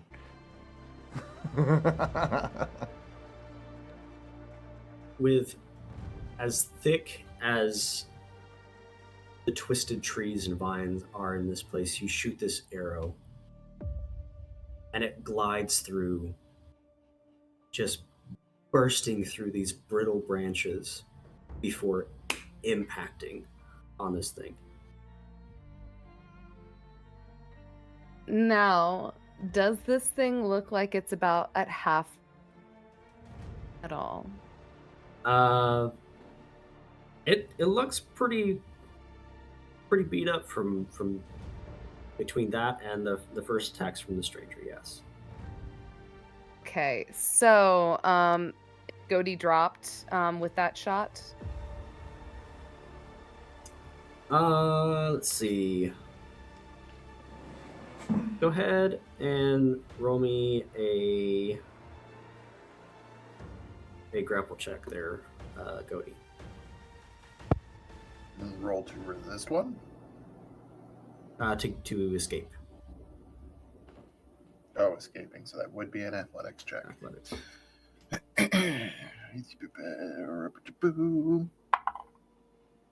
It's a 14. 14. Goaty is dropped. Yay! Okay. Upon that, Grendel immediately she immediately like throws her ballista on her back, and at the same time she is pulling out her executioner's axe as she goes in for a goddamn swing at this motherfucker's head. They are 60 feet from you. In the They're air. they're Yeah. 60 feet. Okay. All right. We gotta get him back down on the ground. I can't. Yeah, and okay, so and currently I think Xenia has the bag of holding, so I won't be able to even pull out my cannon, and that will probably take an action as a whole just to begin with. So Grendel is just immediately gonna grab Emrys one of has her your hand cannon. axes, and she's Emrys has your it. cannon, but I'm invisible. Still, it'll yeah, and it will probably take like an action for her to pull it out and everything. Granted, it's already loaded, but it will probably still take an action to do so. So what I'm gonna do is she's Grendel immediately. She is just taking the ballista, putting it back on her back as she grabs one of her hand axes and she just flings it Hey. at this creature for a plus 11 to attack, because this is her second action, so I still get the I still get the plus 11, correct? It's hand axe requires your strength modifier, so yes. Well, yes, but I do know that sometimes when it comes to like bonus action, you don't get to have that plus It's your added second to it. action. It's Depending. it's your second action, it's so- Yes, your so attack I action. was just Yes. trying to confirm that. No, you're fine. All right. It's a good question. Don't fuck this shit up for me, you little bitch. You got this. That is an 11 plus 11 for a 22. Damn. Touch Roll, language. roll me some damage And that on will, that. and that will be a 1d6 plus 7 for the hand axe. So that is going to be 4 points plus 7, 7, 8, 9. So that'll be 11. And then for my fire damage to add on to that, it will be a 2. Then your rage, was that factored in? Your rage is Oh, bonus to and also my rage is a plus 3. 16 points total.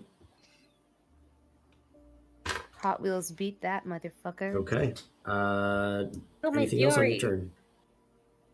No, that will be the end of my turn. I got nothing else I can do.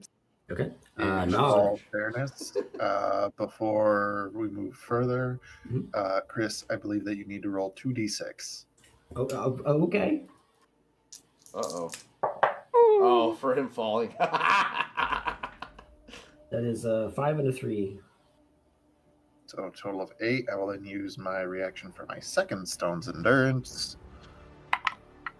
5 plus 1 is 6, so instead of 8, I will take 2 points of bludgeoning damage. Continue. Nice. Fall damage, baby. Wheat. From Nog's level up to wherever this creature is it still 60 feet or is it more?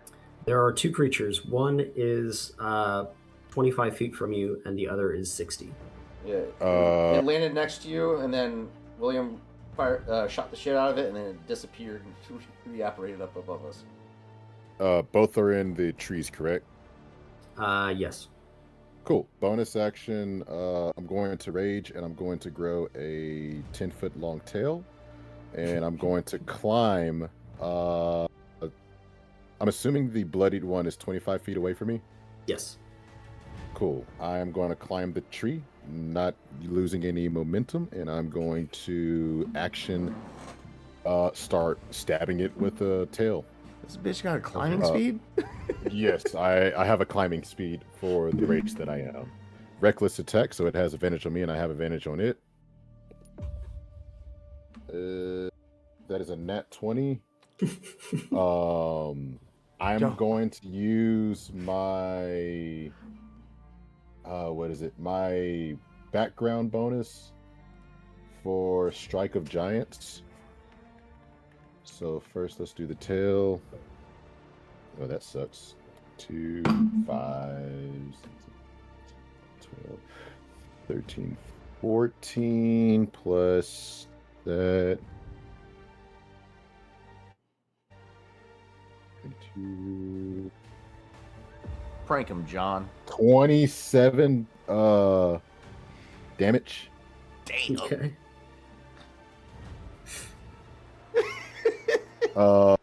About 8, 9, 10, 11, 12, 13 of it is fire. Okay. Just hear from below. Don't damage the heart. And extra attack. That is an at 1 or a 11 for 21 damage or 21 to attack. Nice. Yep. Hits. Or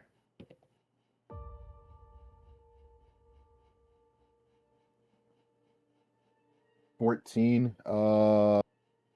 Is this piercing or 14 piercing damage on the tail.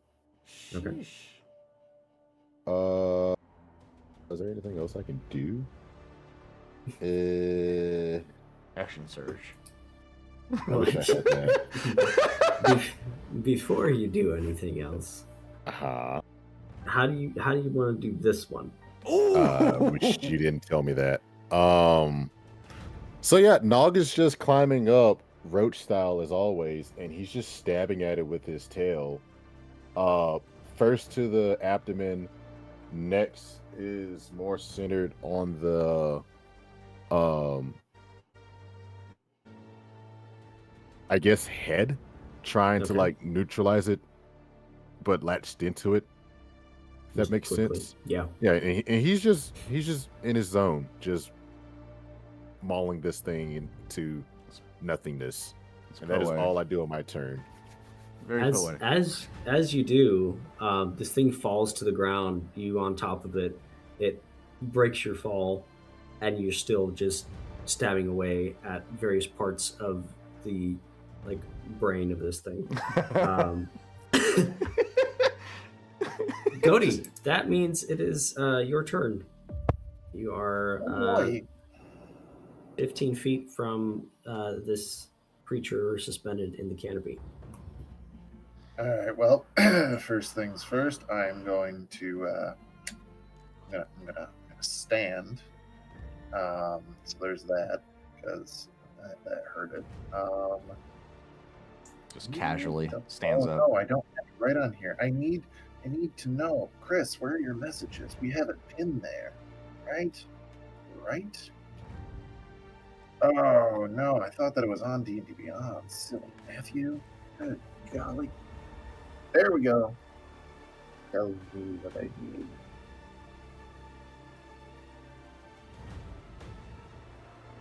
So they're 15 feet above me, you said? Mm-hmm.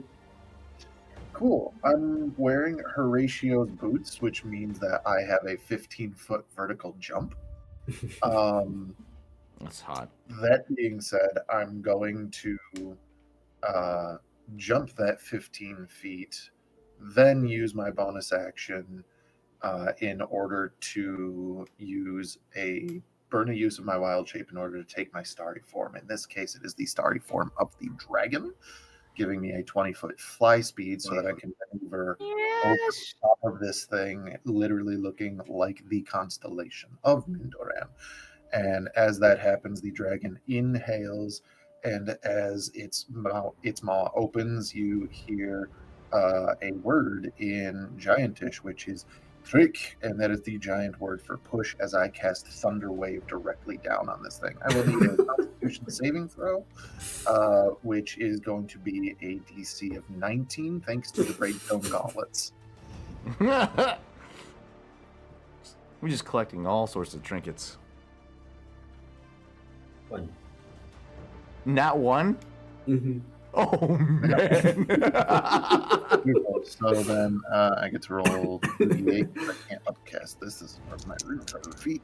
That is 12 points of thunder damage Okay. as this, and then it is pushed. Well, it would be 10 feet back, but then I assume it's falling. So that'll be 2d6 of fall damage for it. That is 6 and a 5, so 11. Okay. This thing is rough. It has 7 hit points left. That is all of my action economy. That means that Emrys would be next. Emrys, you are up. Where are you hiding? It is currently on the ground. It is currently on the ground, like 45 feet away. I had begun to walk away, right? But he will 45 feet. Mm-hmm.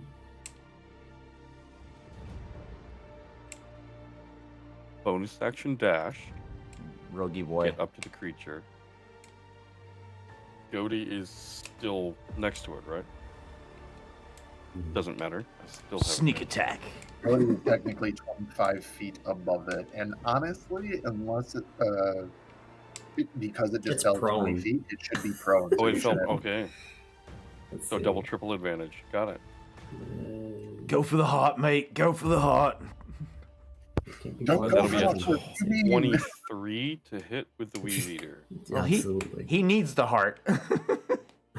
And that's going to be D8. These things were 86. described as plant life, And but do you then have to with a weed Sneak eater? attack damage as well. So,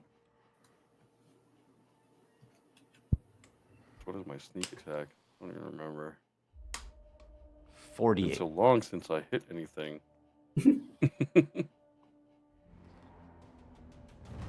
Feature.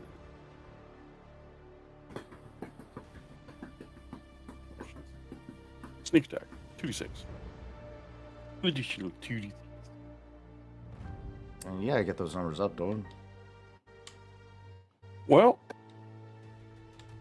I would take another level in Thief, but I'm probably going to be dead soon.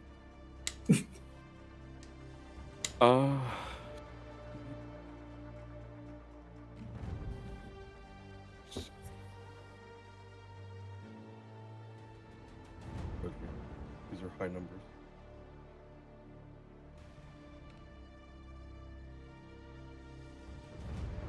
That'll be 28 damage with 6 of it being psychic. How do you want to do this one? This is just going to become visible as he slowly presses his Weave Eater, the tip into its mouth and just staring it in the eyes. And then Start, dog. It struggles and shakes until it goes completely limp. immediately flips out a carving dagger. Goes to work, trying to get the heart out. Question for you, Chris. Mm-hmm. Something I haven't done in a while. Do these creatures look like they have a soul? Since they died just within the minute? How hungry is Calibrand right now? Potentially, they're from a different plane, but you feel a tether that could be grabbed. Okay. think William would probably give a nudge to Caliban. Like, if you're hungry, now's the time. And kind of extend his hand out as he drops his visage or his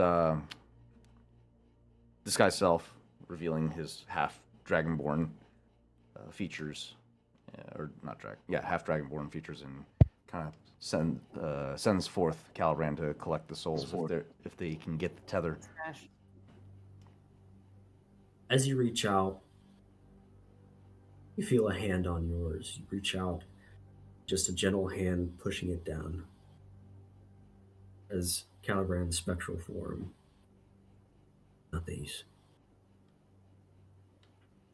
Fair I enough. don't need this shit in my house.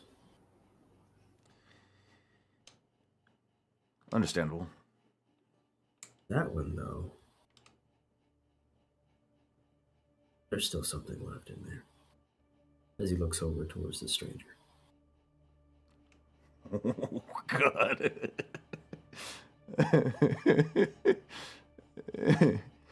We'll keep that as a mental palace conversation. So, am I correct in we fought 2 of these blights?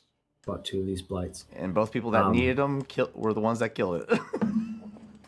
As you're carving into this, it is thick, bark-like, until you hit a soft,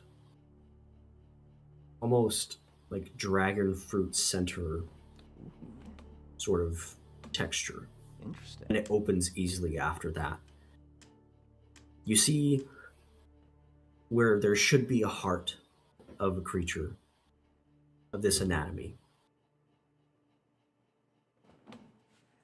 A bright red rose. And as it opens and it touches the air, it reverse blooms. The petals twisting into itself until it's closed into a bud. A hard carapace starts to form, bark-like, before these sharp needles begin to open up. You gotta move quick. Grab it out. Doesn't care about the damage whenever we take from the thorns. Mm-hmm. Begins to walk over to the group. Once you rip it out, rub it into your skin. That's what the caretaker... Nope, not the caretaker. What's his name? It's what the creepy old fellow said. Grind it in the skin. Foliate, as he once said. You need to make sure you just go in circles. No, quit stabbing good it and just rip out skincare, its though, heart I and rub it think. into your skin already.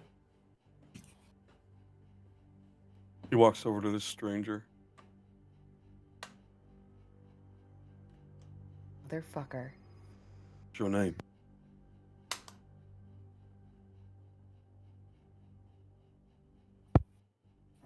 Afraid I cannot recall. Insight check. Maybe this will help. And he starts rubbing it into his arm. It's a good one.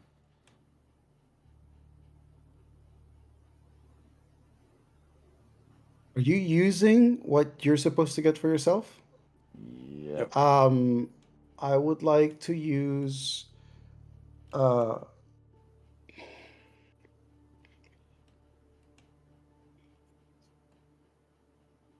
you're gonna have to do a contested for this one.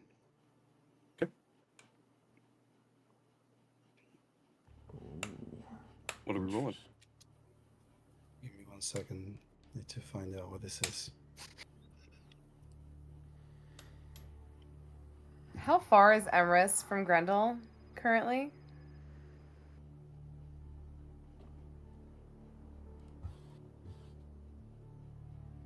Back over to the group. So you'd be, within conversation distance for sure. 10 feet? Yeah. 15 feet? I think, Okay, Yeah. so if Grendel does see Emrys try to like give this to this like stranger that we had just met, granted Grendel is nice and everything, but I will say, could I possibly give advantage To this mysterious stranger for combating this, because Grendel would just be like, "No, you fucking idiot! What the hell are you You'd probably doing?" be grabbing at him and be like, "What are you doing?" Yeah. Sure. Then I think William would be preoccupied with Nog trying to force the the remedy on him. Just fucking No, you're taking not this no on. one plant. Not no one. What are we rolling, y'all? Just roll it as an attack against him. Okay. It's like trying to get That would be an unarmed attack, yeah? Mm-hmm.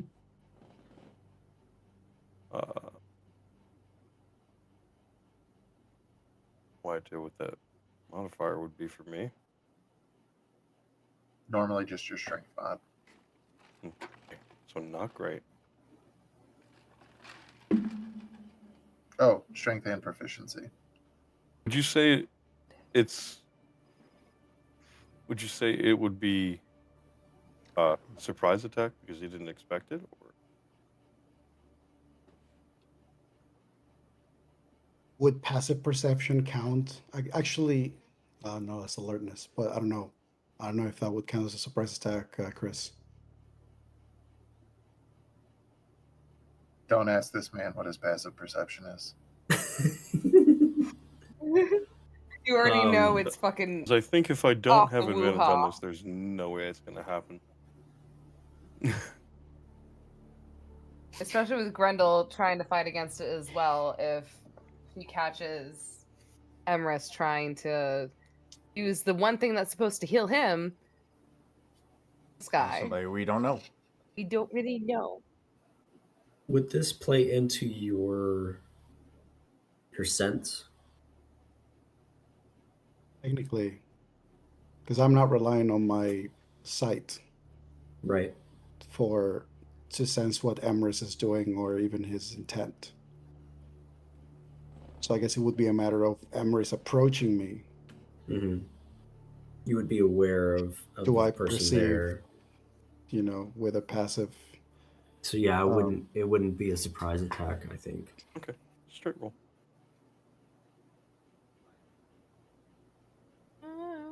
That was cocked.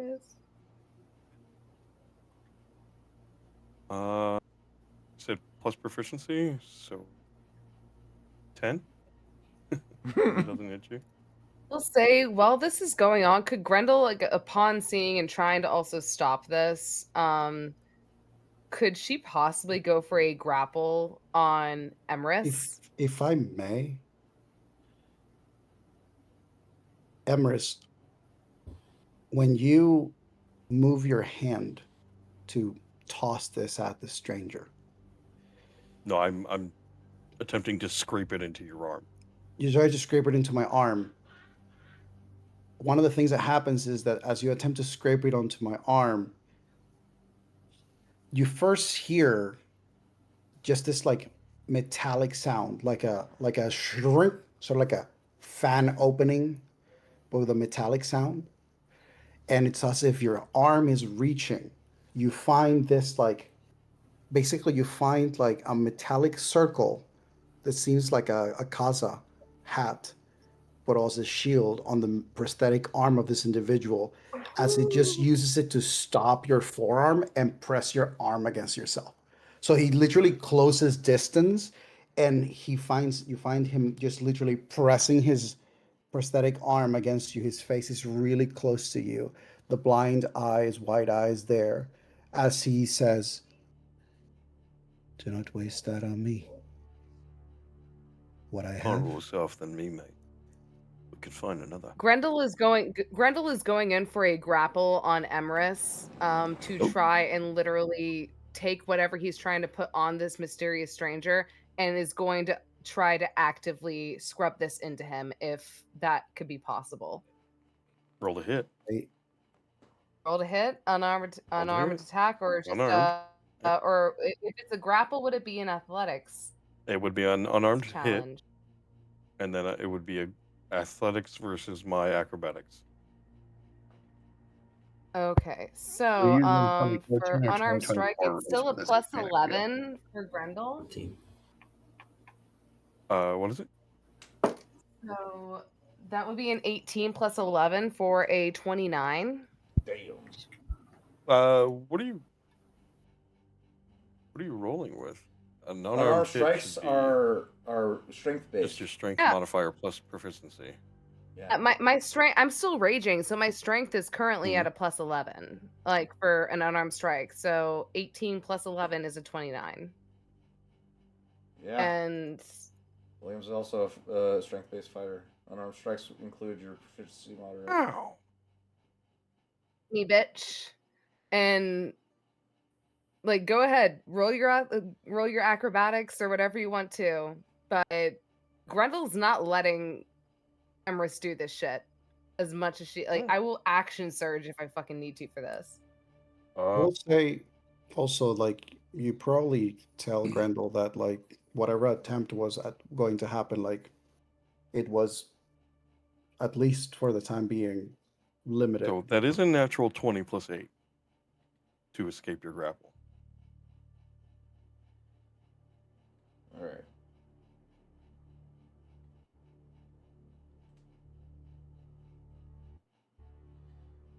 It goes all right. DM, this is your call. I mean, technically, there is no crit successes. It's just a success or a fail.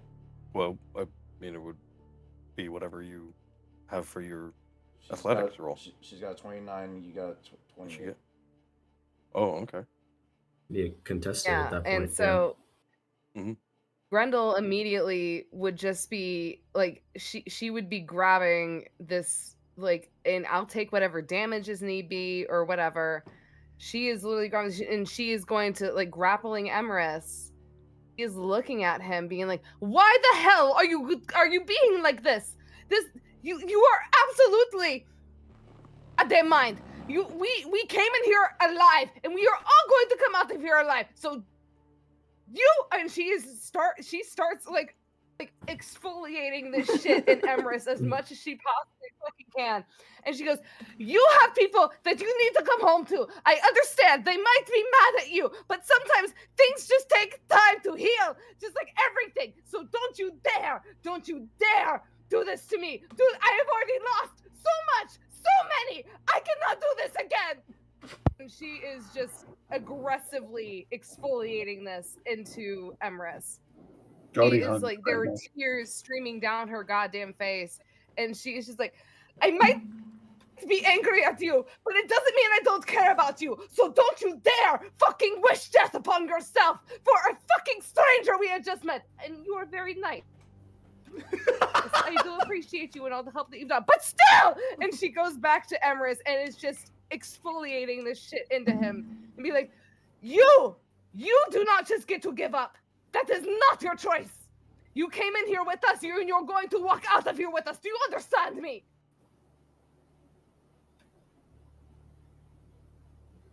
Emrys, there was a tightness around your throat, around your rib cage.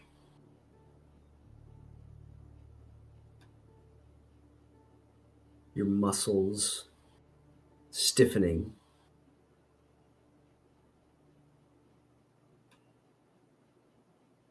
And as Grendel is shouting and scrubbing, you feel the tightness begin to retreat. The creeping vines being treated. And as you stare, you notice that Grendel's hand, where she's gripping this thing so tight, is losing its color.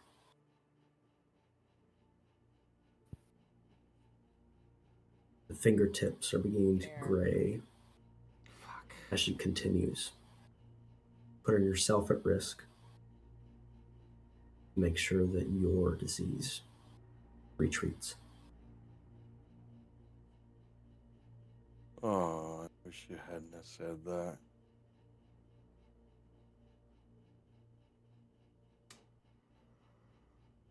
Horrified. Does Goaty see this darkening of the colors? Yes. She's taking I necrotic think that damage. finally 5. snaps him.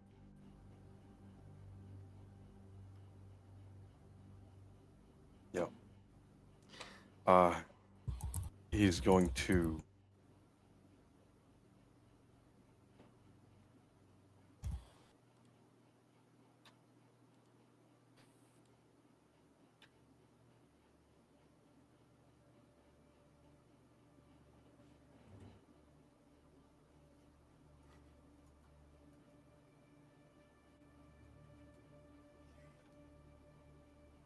he's going to cast Disguise Self.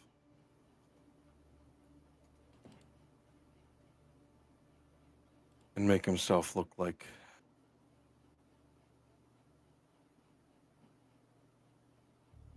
a girlfriend.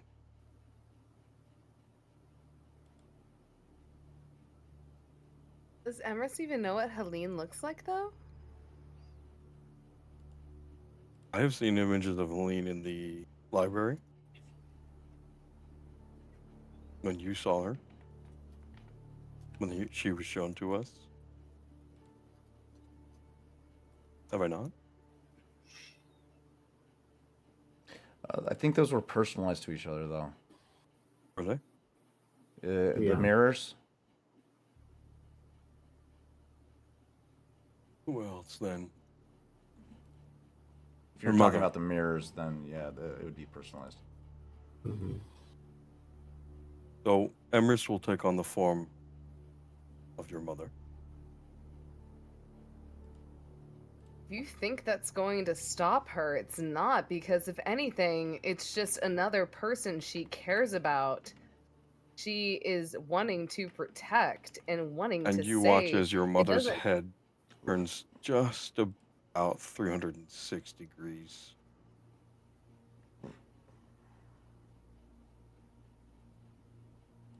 The fuck? Let me go.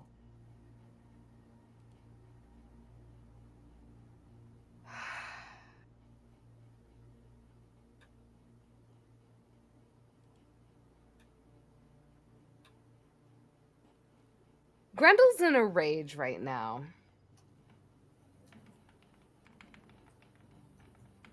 Oh, God. I don't even know how to respond to this, personally. Like, just as a player.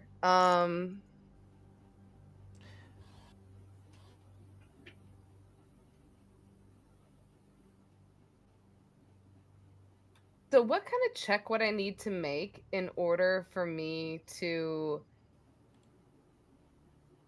like, realize that this is real or not? It's an investigation to see through a disguise self. Investigation? Okay. Would say you would It's have actually not advantage because you were literally holding Emrys when you saw him change. So Okay, so I do have advantage, and I have a +0 in investigation. Oh God, sorry. It's ladybug season right now, and oh my God, it's driving me crazy. when they fly into you, it's like, please. Yeah, I know it's insane. So that would be an 18 investigation check. Yeah, Advantage. you know it's not It's an really. 8 and an 18. Yeah, Grendel will just sit there, her brows furrow as she continues to scrub it in to Emrys, being like, "Don't you dare try to fucking trick me! I know you have your whoosh magic! You do not get to sit here and just try to just put yourself out there just to fucking die! You have people you need to live for! They might be angry at you, but do not give up on yourself just because they're angry at you! You dumb motherfucker!" And she is Resort number 2. aggressively humiliating. Resort number 2. Dagger of poisoning with the sleeping poison in it. So here is the thing. Grendel is in her. poison. Hold on, let me double check and make sure. There I believe has been Grendel an is action actually. prepared. So Well, actually, Hold Grendel on, is hold immune. on. Grendel is immune Immune to poison, by the way, due to her buckler. Hold on. Oh, It poison. won't even work. Hold on. Shit. Poison damage or the poison condition? The amber shoot buckler. I have immunities to disease and poisons. Yep. But hold on. There was just an announcement made. Well, Bitch. we'll let this play out. So you do feel a dagger sink into your leg. Grendel will take it. She's still scrubbing. How much damage do I take? Like aside from poison? Because that shit's halved for me. So go ahead, bring it on. After not. Bring it on. Halved or not a thing. If it's just strictly poison, then she probably won't take any damage because she is immune to damage and it's disease. not a damaging poison. Poison and disease. Yeah, poison and disease. Sorry. A dagger still does a d4 of damage, but yeah. Okay, so 8 damage. Half to 4. Just piercing. Yeah, so that'll be half to 4. Still doesn't fucking stir. She's so pissed right now at Emrys, as she is raging, considering that he wants to fucking die and he seems so eager to fucking die. She is sitting here. She's like, no, to get out of here alive. You're going to get out of here better than the self that you came in here with. I understand that we've all made stupid fucking decisions on this goddamn fucking treacherous goddamn trail, but you have people that depend on you and care about you, and you are going to get out of there, goddammit. So you listen to me. Still just gonna be lecturing him the whole entire time as she is exfoliating him with this goddamn fucking heart of a goddamn alien wood tree thing, whatever it is.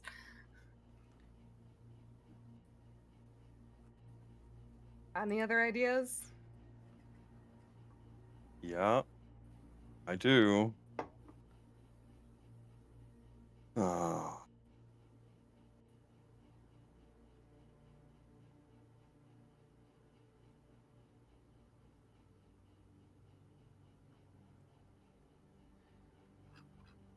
Please wait while our agents I don't know if I want to do it. Your call is important to us. We'll be back with you shortly. If I may, as all of this is happening, the moment that Grendel grabbed Emrys, the stranger sort of like stepped back quickly because, not my circus, not my monkeys. And so there is that thing of where he just goes and proceeds to grab his staff once more as he's hearing this argument and everything. And so there is a moment where probably everybody's just paying attention to this, but this figure, his head tilted, blind eyes in the direction of the group, and he's going to take a step forward and then suddenly stops. And then their head tilts in another direction. And as this shouting is happening, he's just stop. And then still shouting, stop. And then shouting, and then it's just stop. He is coming. And we must go. And I'll let you, Chris, tell whether or not enough time elapses for anybody else to hear what the stranger is currently hearing.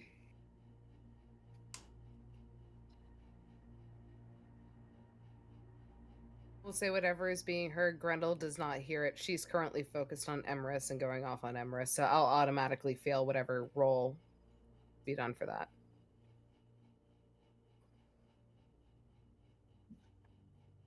I think. You're muted, buddy. Emrys just goes limp in your arms. He can't get out of it. So Exfoliating. There's no fucking point in trying. You're way too fucking powerful. You're gonna win. You're gonna live, motherfucker. You're gonna live. Would I have, knowing how long I've been here and where the sound's coming from, would I have a knowledge as to what direction to take the group currently to try to get them away from line of sight or encounter with this thing that is coming. You're muted, by the way. I'm muted this whole time. Yes, you've actually had a few encounters with this individual in your time here and have learned how to evade it. It's not always successful, of course, but there are routes and ways to go to avoid for sure. Don't say roots. It's still triggering for some people. So I will. So I would say he walks toward the group, particularly the rageful individual, and while walking past them, he just uses his staff to just like give Randall a smack as he's calling out to the group. If you are trying to protect your friends and you are trying to stay alive, we need to go. What is coming, you cannot fight. This way. And he turns to the group as he says, follow my steps, do as I do. Do not deviate from my path. It's at this point that I would actually like to insight check this individual for two reasons. Because number one, I don't know who the fuck they are. But number two, for a very, very, very long time, there's something that Godey has always done, which hasn't come up because a specific set of conditions would need for me to bring it up. And that would be Victor playing a character that I do not recognize. And that is because Godey checks every single new person they meet to see if they have mannerisms of KD. So yes, I would like to just general insight check, and then beyond that, I would also like to see if this is for some reason KD in a new disguise, and I will be using guidance on myself.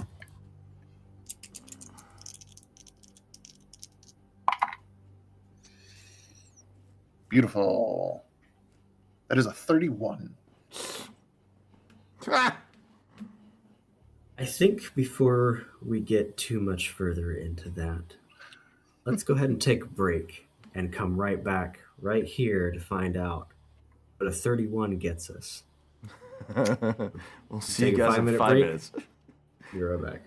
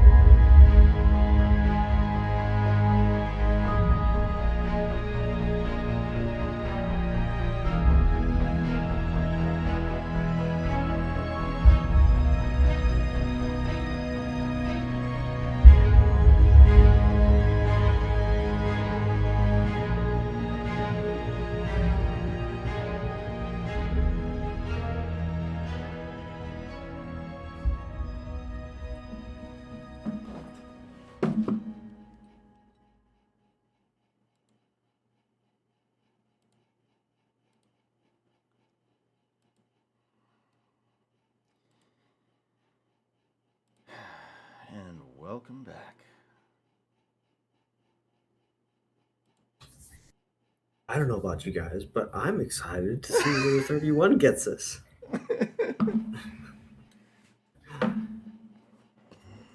Well, it's too low, so try. Okay. Better luck next time.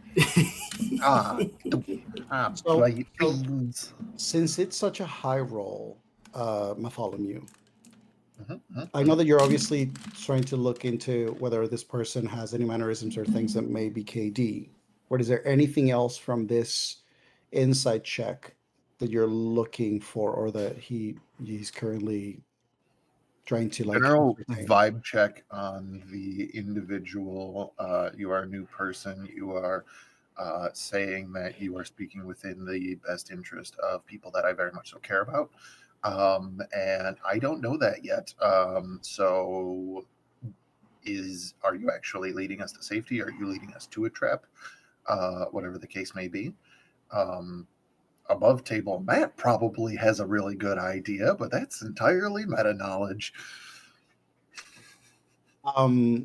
You sense absolutely no deception from this person, and you, whether it's because of the role or narratively speaking, whether it is because you are really taking sharp intent on looking at this individual, or just the way that this individual behaves at present, there is no sign at all that this seems like, if this was KD, it feels to you like it feels to you almost as if, like, giving KD's ability to perform and play other people would not be able to perform how simple and like this character is, like this person is.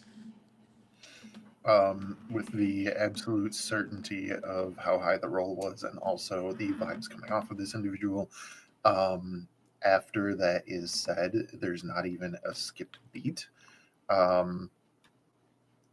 You hear barely a whisper from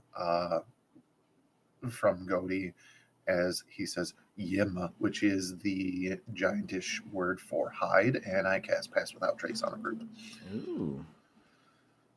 And as soon as the spell, the way that it looks, because I'm still in a starry form, so technically still emitting light. You'd watch that like light actually dim to a point where it wouldn't be otherwise noticeable from people around him, and sort of like this little bit of it's almost like the shadows of, not like evil shadows meaning absence of light, extend from him, kind of like clinging to all of you in a moment. And when it kind of reaches the end of that, Godi just takes. No, we're in a starry form. He literally hovers over until, like, if this was a camera, and you had Grendel on one side and Emrys on the other, that you would just see Godi with almost these sort of draconic features himself in the starry form just say, "We need to move now." With that, everyone roll me a stealth check. Ooh. On that note, Tarzan, are you offering Due to anything to passing the Nog? trace, correct? Yes, everybody would get a +10 to this roll. Yeah. Force feed- Grendel, something Yeah. something for you to know. Emrys has gone completely catatonic. So you're probably going to have to carry him out of here, which means disadvantage for your stealth roll. It's fine. Grendel would happily carry Sai, or not Sai, Emrys out of Uppies. Grendel would happily carry, like, if he does not seem to be moving, Grendel would. She wouldn't even think, after she feels like she's exfoliated the stuff into him, and after yelling at him, she'll kind of, almost like, her face softens for a minute as she kind of realizes, like, she's like very tough on him, and like, honestly, she would start crying because she doesn't even like being this aggressive in a way, to have to care for somebody that doesn't care for themselves at this moment. And so she's probably kind of like teary eyed as she sees the state that he's in, she very gingerly picks him up and she just kind of goes, "It is okay, Emrys. I know sometimes living is hard. And trust me, I know what it feels like not to be with the person you love. It will be okay. We will get out of here. All of us, together." And she is just going to gently put him on her shoulder like a scarf. Like he's like just kind of draped around her. Getting the William Um, treatment. And yeah, the William treatment and disadvantage on Estelle. Okay. So, Nog. Oh, I have a 17 and an 18, so that's going to be a 17 plus 10 for a 27, motherfucker. All right, Nog. The whole time we've been She is fucking very fighting, ginger. William has been distracting you with a shiny flask that he keeps on his person at all times. That's full of alcohol because he doesn't carry food because he's dead. Ooh. Alcohol, you say? Yeah, Nog will intake on the alcohol because he's never had this before. So he's like, Yeah, he's gonna grab it. He's like shiny. Oh He's no! like Oh shiny. he shakes it. Oh no! Character development. As soon as he Give- snatches the Oh, flask, no. William snatches up the heart and just starts grinding it into Nog's skin. That is fine. Nog is going to attempt to drink this thing dry.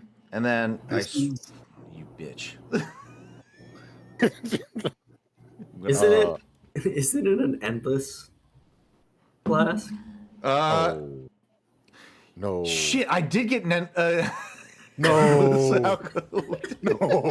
Good luck. You can try. Actually, don't they have like a limited amount that they can make in a day, like 10 gallons or something like that? I think so. It depends on the No? enchantment, homie, because I got a bottle of boundless coffee, and Yeah, that nope, should that's not a thing. It just That- makes that's- alcohol forever. Or I'm That's thinking of bad. the jar, the jug. You're of- thinking about the alchemy jug. Well, I'm It gonna really release does this. depend on- Why couldn't Xanthi get something? Well, William like was this? God damn it. William's seeing Nog do Because that after character he's growth. done. So Yeah, William's I'll seeing roll that this after at Nog's done. disadvantage then, because Nog is on a trip. Well, Oh shit! William works fast. He's a fast fucking guy, and he knows Nog would probably try and chug his fucking endless flask of alcohol. So yeah, no. As soon as the heart's done, fucking snatches the flask back up from him. Like, no, quit trying to be fucking crazy right now. We don't have fucking time for this. I love the image of this because this is like the like pet groomers putting a smear of peanut butter on the wall so you can brush a dog. just constantly. I'm just fighting with this motherfucker. I'm trying to. I'm doing what is best for you. Quit fighting me. I'm not trying to rub you. I'm trying to help you. And as soon as he finishes with the heart, snatches his flask right back. No. You know, I'm not going to attempt to hold on to that because we are about to, meet somebody. But I will say, I'm still rolling this at disadvantage because Nog has never had alcohol before. 15. So I got an 18 on the roll. 23 plus 10, 33 for William.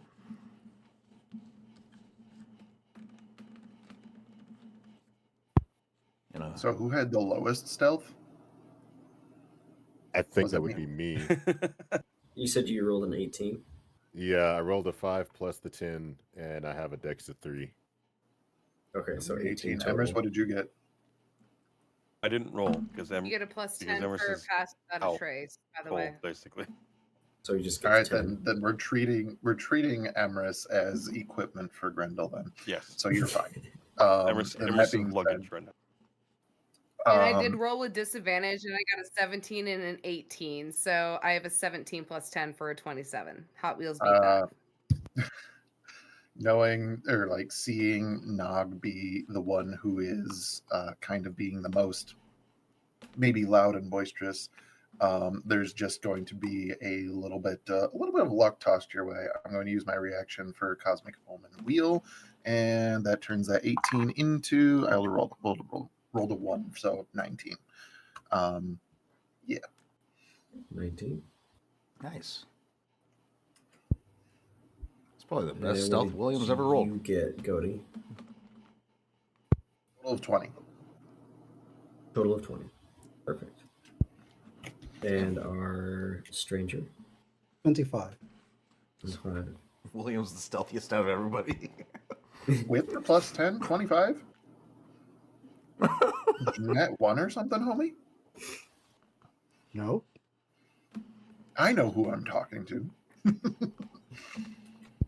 William got a 25. I got a fucking 27. William what got the fuck are you 35. talking about? 35. Oh god, fucking damn it! Smash. As everything Respectfully. falls quiet, you begin to move. Yes. Mm-hmm. Mm-hmm. As you do, Following making sure the strange guy. making sure to follow the stranger ever so closely, step by step, around some of the inset pits in the Briar maze.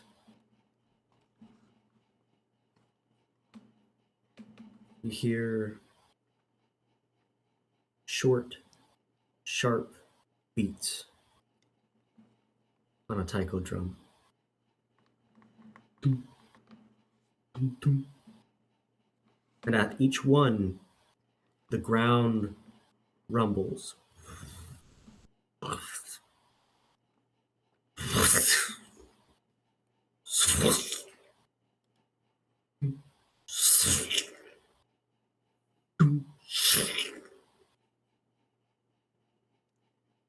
A small break in the treetops.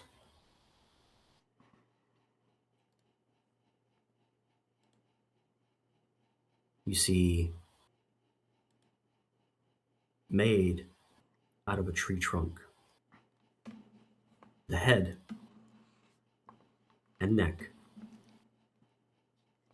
of a dragon.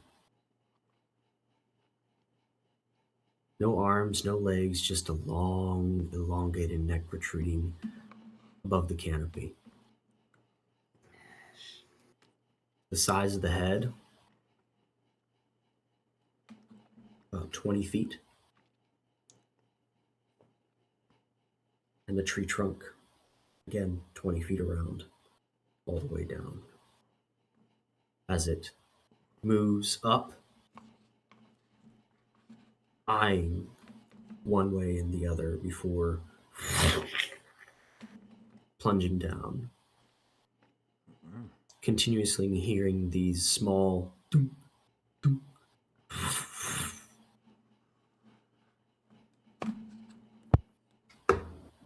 If I may. Yes. Hearing that, I think that Godi would try to be a step or so behind our mysterious stranger. I mean, seeing Big Wood Dragon, Godi will assume that's Big Wood Dragon. But the sounds of these like drums and everything, as he's like listening to them, he would just very quietly just say, "What is that noise? Does it beckon this creature?" Your GM. You would know that these command it, yes. The stranger, like tilting his head, his head is to the side as he's walking, and then just gives you a nod. It commands it, yes.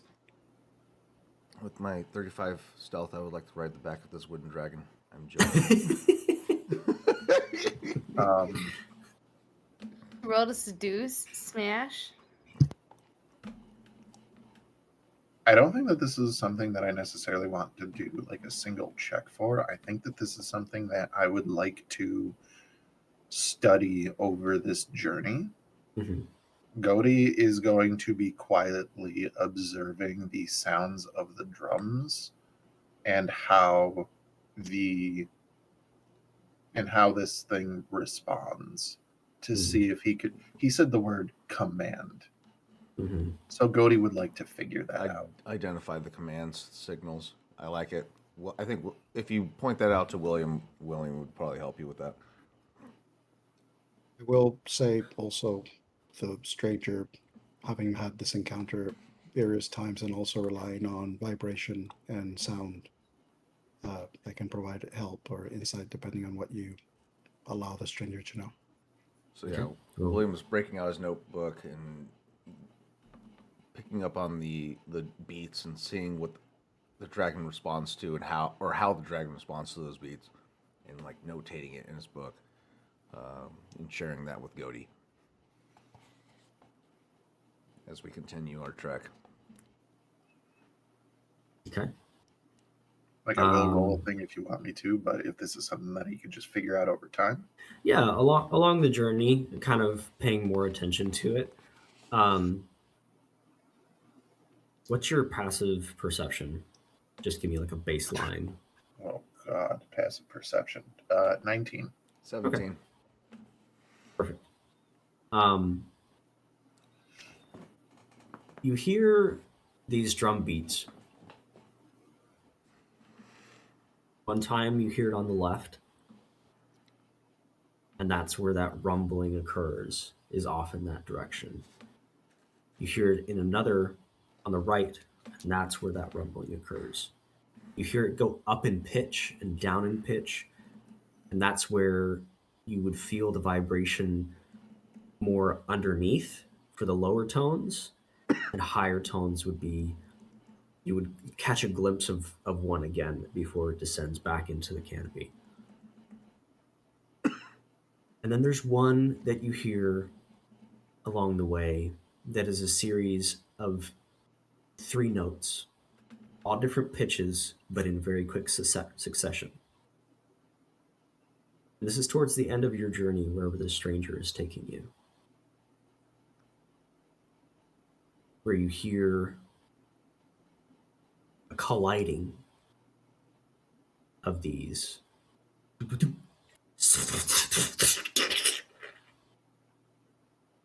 And then the forest falls quiet. That's great. Matt, just making sure, because 2 ideas came to mind of what Mm-hmm. that was. Either A, multiple of them converged on a location, or B, something just got. Both correct. Chris, So are the we previous- essentially fighting the sandworms from Dune? These are the tree No. worms? Like, smash, but but also Yes! Fuck that shit, I'm out. the previous drum beats, from what you could gather, are more vigilant approaches, kind of like stalking, hunting, looking. And that last one was definitely In order to kill.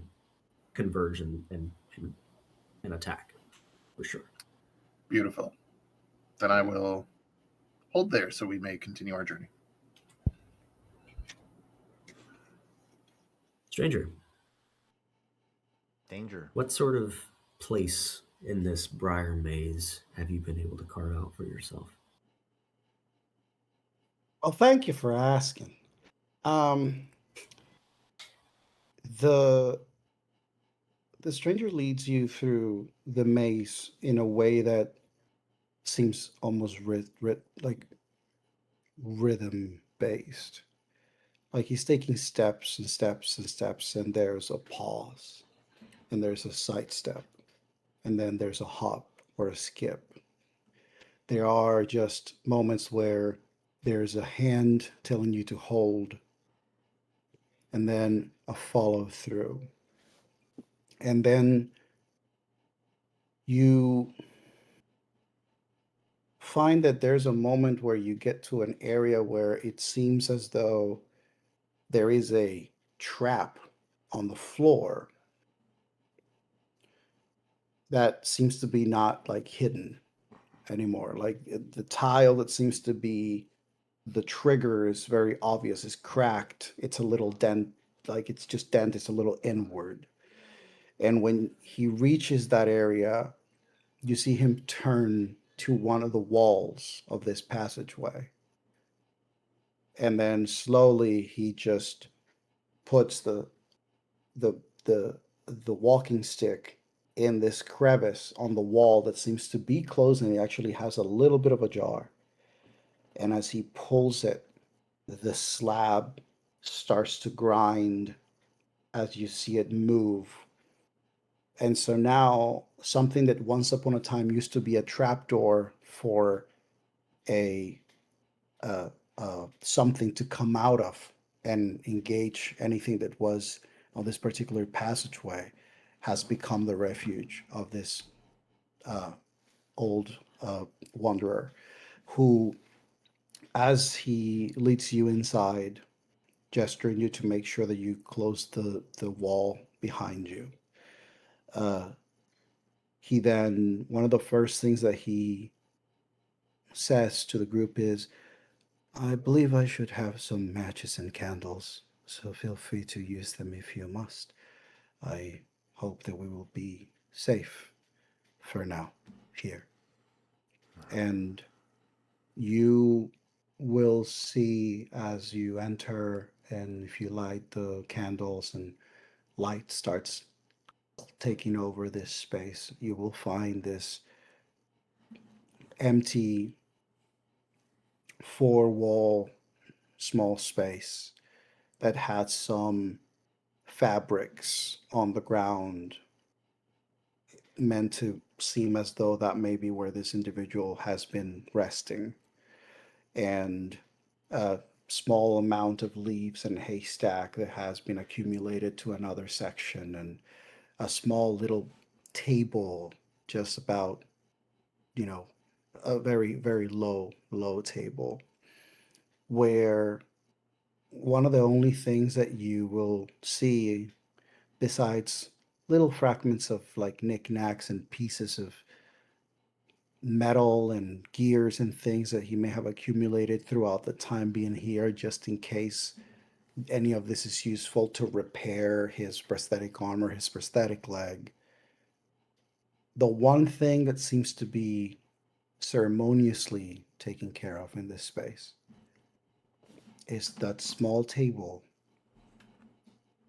and also a small little altar where wooden carved figurines of 5 individuals are placed.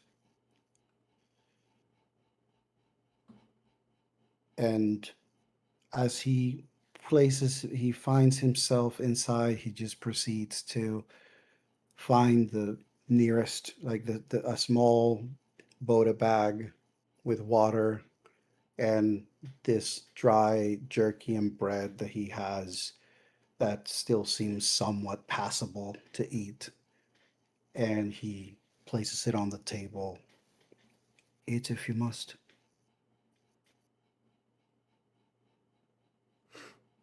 Looks at everybody else. Because William don't need no food. Nog is going to be pulling on your coat there, William, and asking for some more fire water. No. He offered you food, though. Grendel's honestly gonna be kind of looking around the place and just taking everything in, but she's gonna be a little bit curious probably about the figurines, and let's look at them. Especially like Grendel always likes to look at like what is well loved in a space, and so she is like kind of looking around and seeing the only things that are taken care of that seems to be these figurines. She's just gonna kind of sit down and look at them, and she also just thinks they're just super cute, whatever they are. Point of order. What are you doing with Emrys' bag on your shoulder? While you're looking at these figurines. She will. I keep forgetting. Is Emrys passed out right now, currently, or is he like Emrys coherent at is all? not passed out. He's aware. His eyes are open. He is just unmoving, like limp. Okay. If there is like any kind of comfortable place that she can place Emrys, I'll let DM or Hey, Victor. um Is your HP greater than, I lesser forgot I than, have or equal to 101? Greater. You motherfucker. William's still studying this motherfucker. But he just kind of nudges Nog over to the place where the food is being offered. Here we go.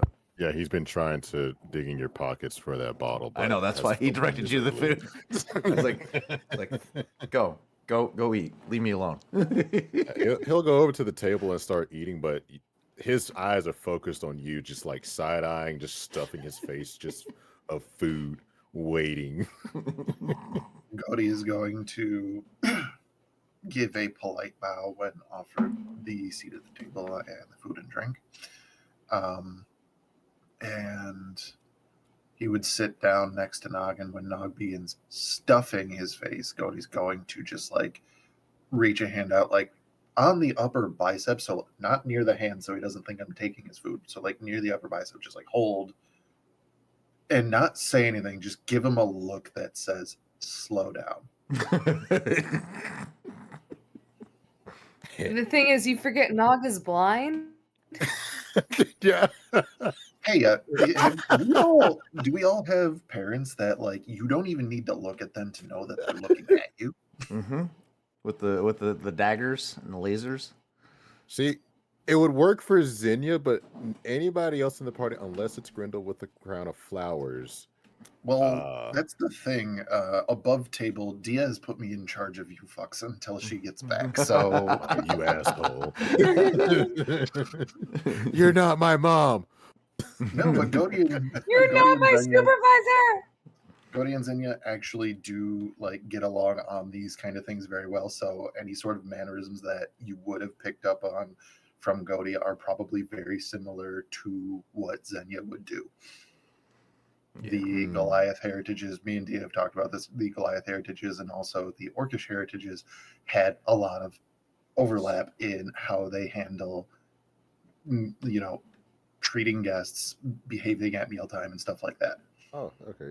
So Nog picking up your scent, but your demeanor, I guess, replicating Xenia. Mhm. He'll speak to you in Giant because he knows your scent, but he also knows that you, for the past however many minutes we're speaking in Giant, will say, "Is this friend of William Grindle? Smell Yes, very faint, but familiar." This time speaking fluent. yes. Xenia, Grendel, and William. Also Emrys now. And finally, you as well. Our family. Family. Xenia mentioned family as pack. So you're packed for Nog? You may say. And so he's just gonna wipe his mouth and then pat you on the chest so that way he can identify you as friend again, because it's been a while. And he's just gonna go back to stuffing his face. Jody is cold to the touch. Maybe unnervingly so. Not cold like William would be, but like frigid.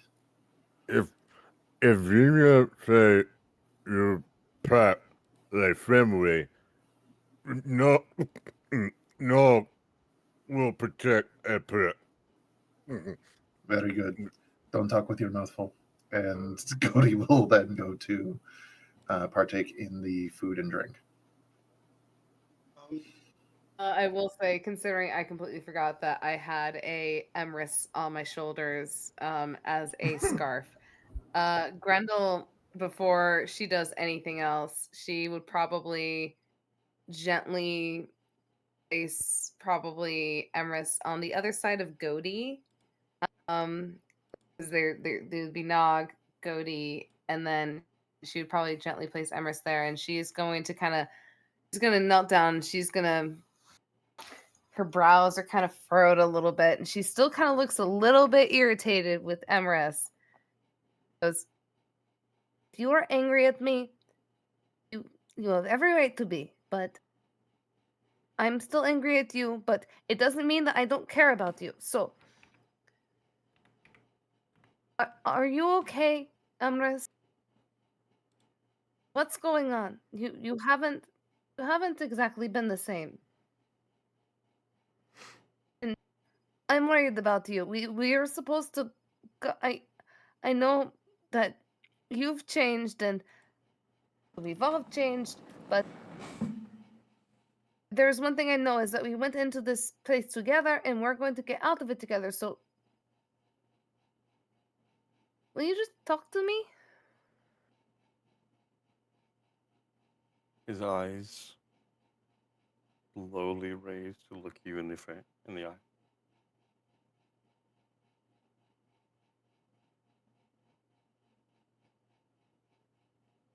You think we're the same.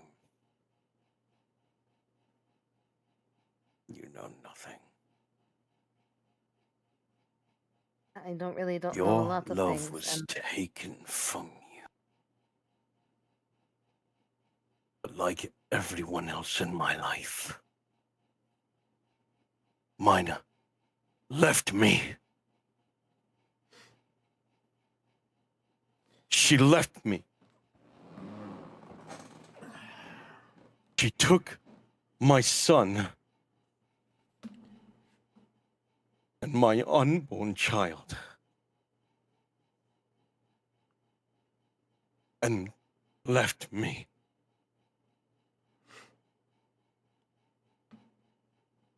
I was alone. So you're just going to give up? Very long time, Grendel. Very long time. I thought, because of what I was, that nothing could ever love a thing like me.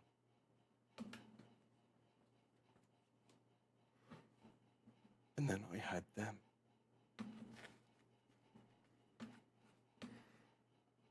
I can't go back.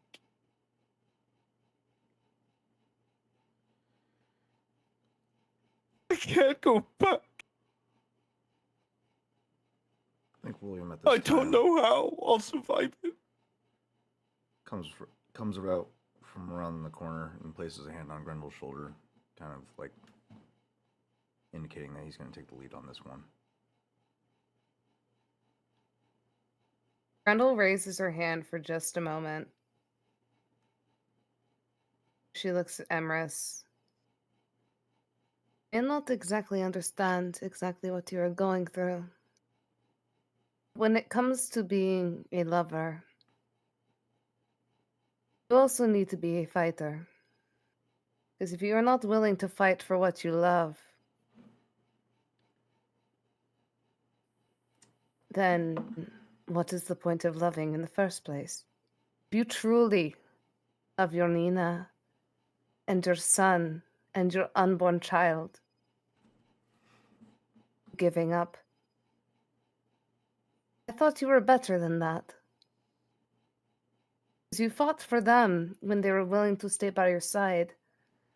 Even if my Helene, even if she decided to leave me, as much as it would hurt, as much as it would ache, and feel like my fucking heart is being ripped out of my chest, I do know one thing. When it comes to the people that I love and care about, I would never give up on them.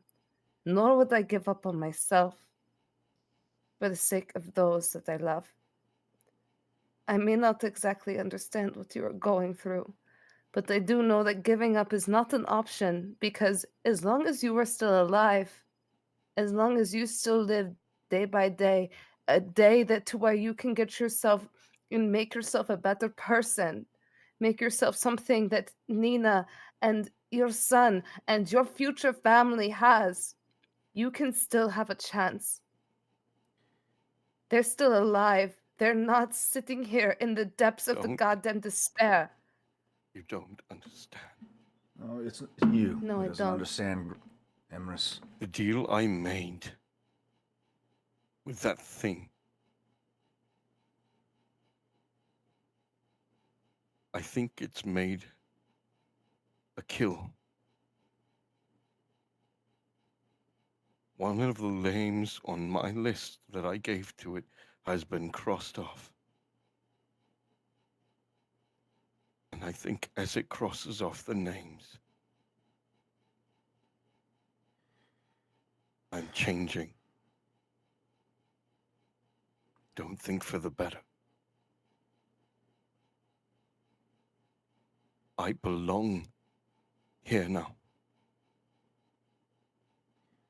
It is yet to. As If I go back, I could hurt them. As long as you are still alive, you still have a chance to change things. As long as you have another day to shift time and everything that happens. Giving up is honestly one of the most cowardly things that you can do. I am a coward. No, you're not, I've Emrys. always You were trying the been best that you could. a You coward. thought that you were making. Are you just saying that because it makes it easier to give up? Simply saying that because you absolutely believe it. Because in all honesty, I know you're better than that. It As long is- as you have the days that you can count, you have days of which you can change things. So do not give up. And do not throw away your life. You still have a chance. Who knows? Maybe if we manage to get out of here alive and save the fucking world, maybe Nina might be able to be willing to change too. Love the person that has changed before her. I've changed a lot too. I'm terrified to see what my Helene sees. The horrible things I have done to get to where I have wanted to be. But do you know what? Keep fighting. Day by day. Not easy. But you still have the times that you are alive to try and shift. Just think. As long as you still have that, you should still keep fighting. So don't be a coward. Don't give up. No, you're better than that. Seeing that you're better than that. We all make dumb decisions. Just hope you choose to make the right one in the future with the days that you have left, which I will fight for. Sure that you have plenty of them left. With that, Grendel going to stand up. She's going to brush herself off. And she's going to kind of just separate herself from the group and allow William to step in.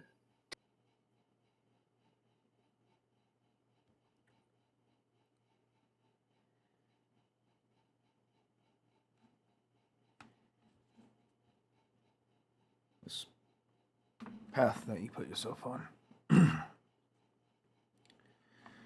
You think you're doing it alone, but you're not, mate. Each step that you take further, thinking that it further separates you from us, only drags us with you. That's what I'm afraid of. Then stop running from us. I don't want to drag you into my mess. You're already tangled with us. You keep trying to face these problems by yourself. You're only putting the rest of us in danger.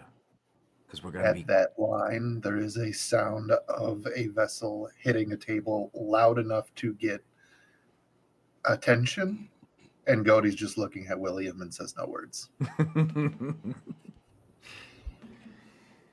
It is a hard lesson, one that I still contest with, but I still find myself able to count on those I trust the most. Most of which are in this room, here and now.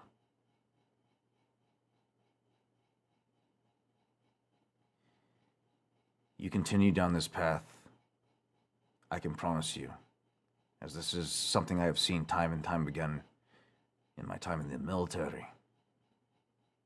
The people that you think you lost,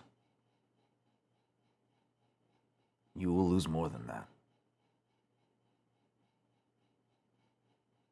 You will lose brothers and sisters that have been fighting by your side. And you will continue to live. It's the ones that seek death the most that typically end up surviving the longest. At the punishment of those around them.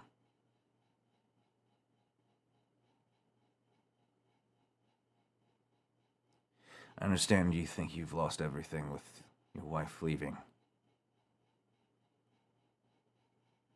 But I would like you to take a moment to walk in my shoes.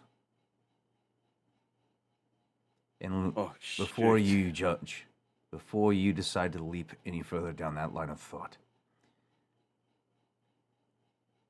I want you to think about how it would feel to realize everything that you have experienced up until now was fabricated. To not trust your own memory. Imagine. That is a very, very fucking good point. How the fuck are you still continuing on? Why? You don't even know who you really are.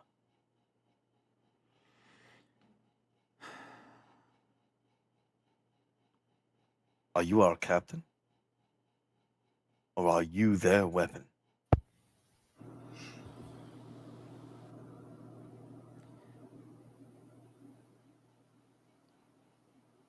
There are times I don't know.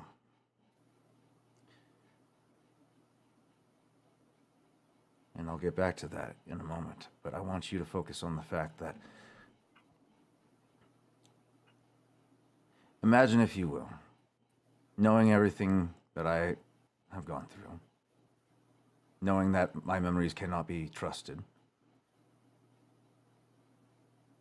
Now circle that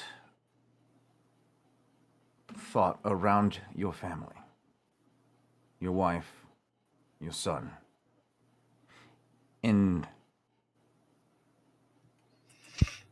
understand the doubt that accompanies that line of thought. Are they really my wife and son? Truly, I do believe they are. Morgan and Grayson, they are real.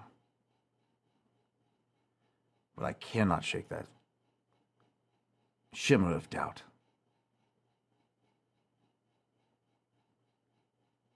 But I continue to fight because I do. And I want to believe. And not only that, I believe in the men and women in this room.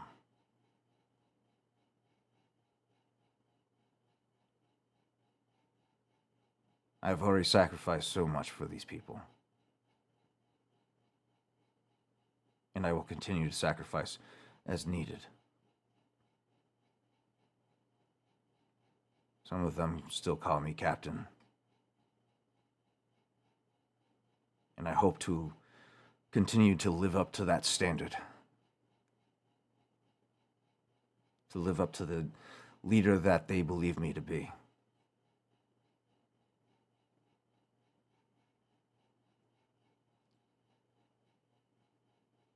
And that is why I'm posing this to you.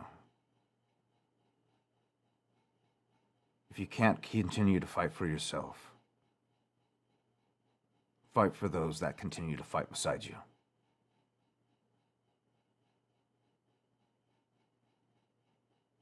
We still need you. The mission is not over. Fuck for.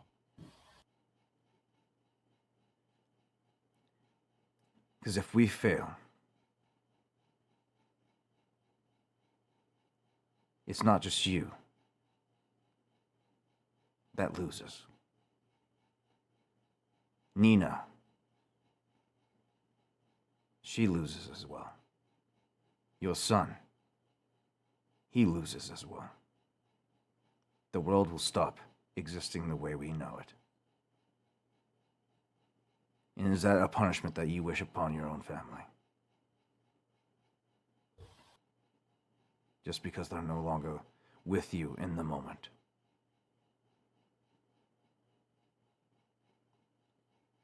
Fight the good fight.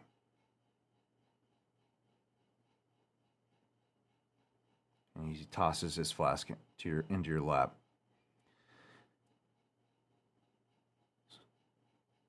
I wouldn't recommend it, but sometimes I found that to help out. I ask you honestly, when have you ever seen me drink before? When was I the don't last time you drink, seen me drink? What? And I hand the flask back to him. Emrys Nog doesn't drink. immediately comes in to receive that glass. William lets it All have right. it for the time being, just like, all right, fuck it, whatever. Can Grendel just like come in seeing Nog and just grabs Nog by like the scruff of his neck and Oh, just come pulls on. him away, putting a flower crown on his head to incapacitate him and just be like, no, not No, right my now, not right weakness. now. There's one memory that stuck out with me the most back in San Bernardine. I was part the siege of San Bernardine, to be more specific. Don't know if this still is a true memory or not. I would imagine it to be so, but our commanding officer was killed in front of us by a Noga, and all hope was lost. Right? There's blood, smoke, pain, fear, choking the air around us. Everyone was panicking because our captain was gone.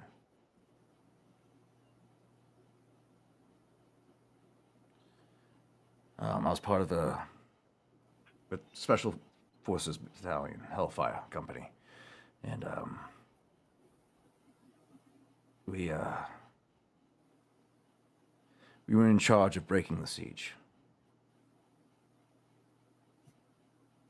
We had to push past the enemy lines, get to their artillery to break the siege. And during the skirmish, our captain was killed. People began to fall left and right.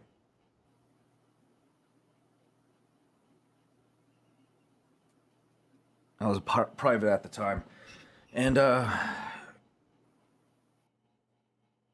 only thing that kept me going was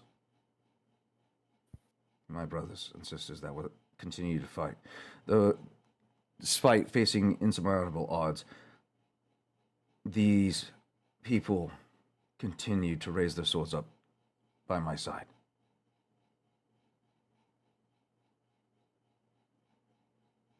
It was a suicide mission. And despite the fact we succeeded in breaking the siege,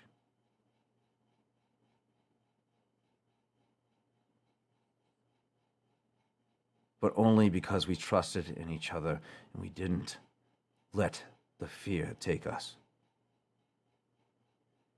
If one chain in the link breaks, we all fail.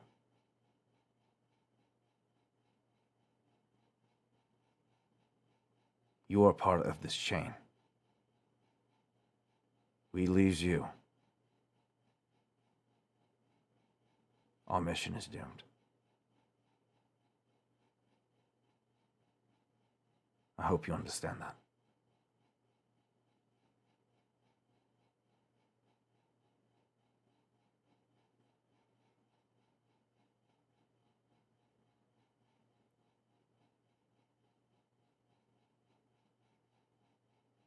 fight to protect them. And you. Until I can no more.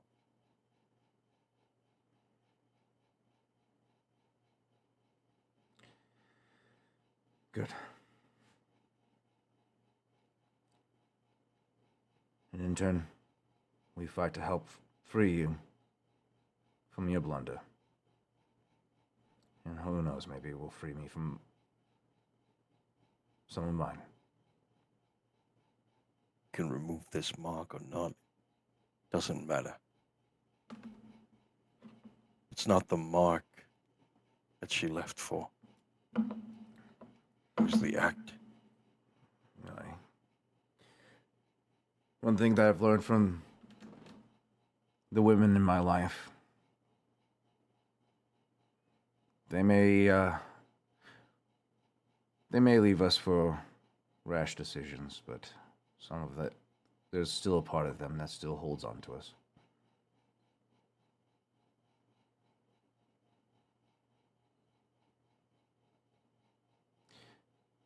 I need to be alone for a bit, I think. And he's gonna go invisible and just walk out of the cave. Invisible so that he doesn't give away their position. Hopefully. It is a fucking dragon.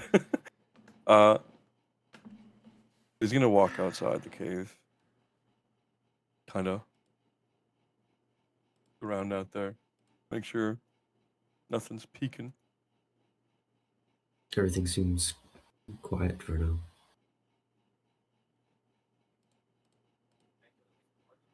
I need you to roll a D100.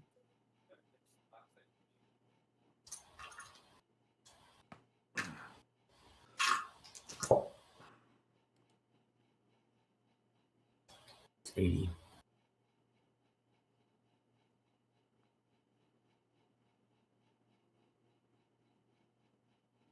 He pulls out stone from his bag of holding. Looks it in the eye of its carved face. Gives it a squeeze.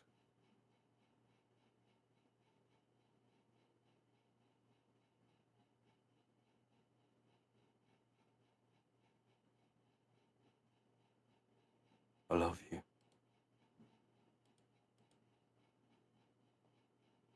So sorry.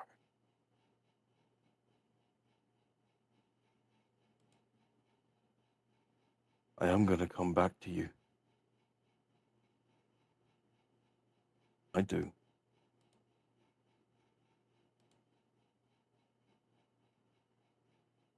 With me. Or at least tolerate me.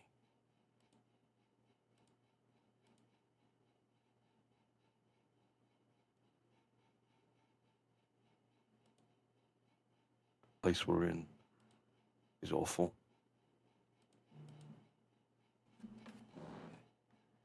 I am not doing well. But I will come home.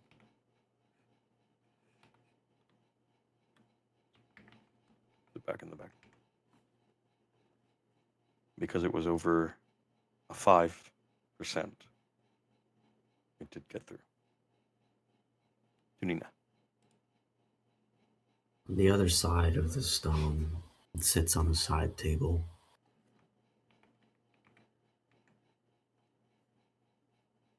And the squeak of a rocking chair, progressively slow, back and forth. As a gentle hand caresses the matted, wild hair of a toddler as he sleeps peacefully on her chest. Camera pans up to Nina's face.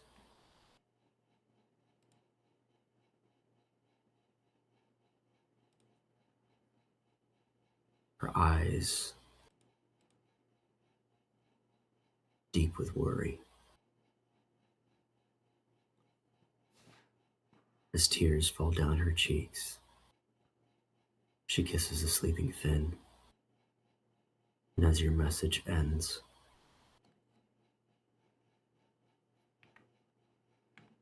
she whispers, Isla, protective for all you're worth.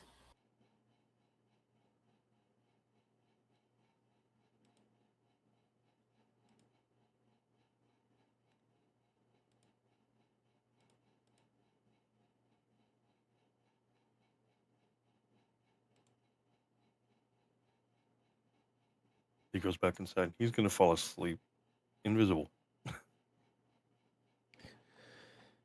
William, Yes. Oh boy. Caliran separates. So what's the plan, kid? We're here now. Any ideas on how to get out? No clue. But the only way through is forward. It's not the only way.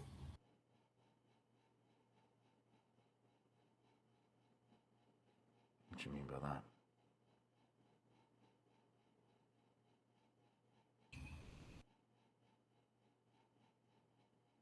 You know, I've sailed every sea in Vardin, So I've heard. and beyond. You heard that?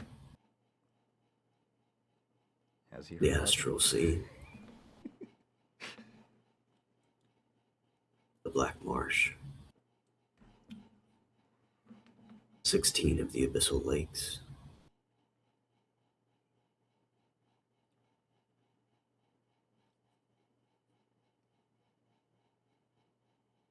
All charted. Didn't know that, did you? I don't think they have that in the folklore surrounding Caliban. You're saying that the waters here are chartable, or traversable. Maybe not this particular one. But if we When we find... came in on the water, So if we if we find could- the lakes that you've been to, we could probably pass through a little bit easier. Listen, kid.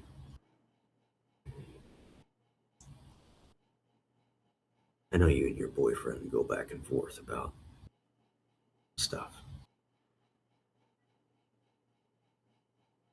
But you should really ask him what's inside the box.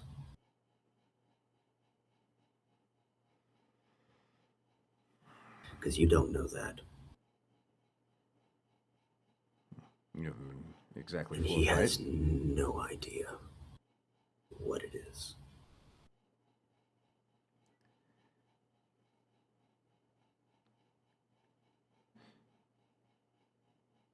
Are you telling me there's a ship in there? If you want to survive, especially in here, use it.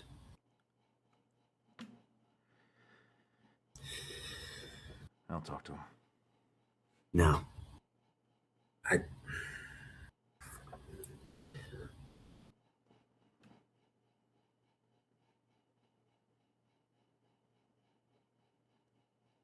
you know what? Forget what I said.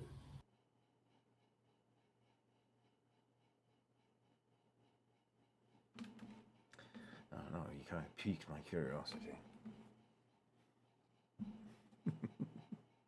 I don't need, let's just say I don't need Young No coming for me. You double cross him, skip out on his deal. Wait, what? Who's double crossing and skipping out on a deal? We can get out of here right now. Find our own way to the abyss.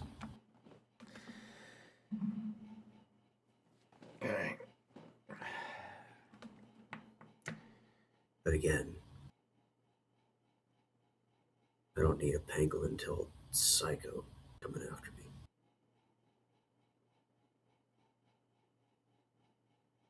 I forget what I said.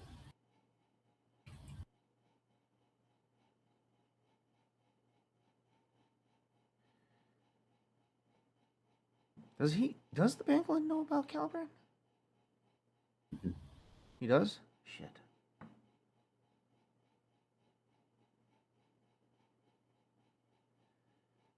And then what Caliban was just suggesting was potentially double crossing Pangolin? Just not completing what you promised. Because that could potentially put Caliban in the crosshairs. Got it. Which, if we betray the Pangolin, is still going to put him in the crosshairs. Interesting tactic there, Caliban. Okay. I like it. William is a little conflicted about this whole conversation, obviously. His thoughts does kind of center around the puzzle box in Goody's possession. But he's going to let everybody rest up for the night. Rest up as much as he possibly can to get rid of his last level of exhaustion. Where is Grendel? Oh. After Grendel deals with Nog, after incapacitating with a flower crown, Grendel is probably she's probably sitting by herself, probably in a corner somewhere.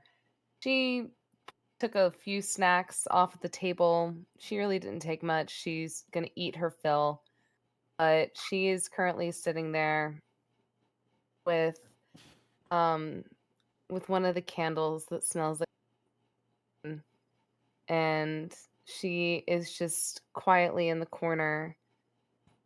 She like with the as her rage is fading, and she takes this last little bit of flame from her hair as it dances on her fingertips, and she lights it, and she is just very gently holding this flame and just nurturing this flame as she's watching it. She kind of takes a deep breath as she closes her eyes and just tries her best to think of why she's here, why she's going through all this chaos, why she is venturing into the abyss.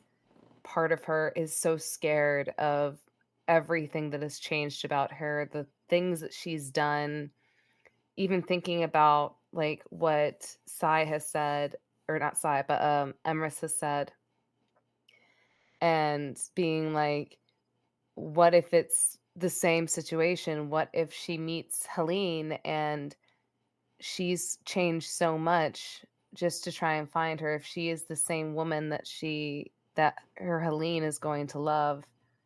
But right now, she is just currently savoring that familiar scent of the woman she loves and trying to just remember what she's fighting for. And she just kind of silently cries as tears are falling down her face, just nurturing this tiny little flame.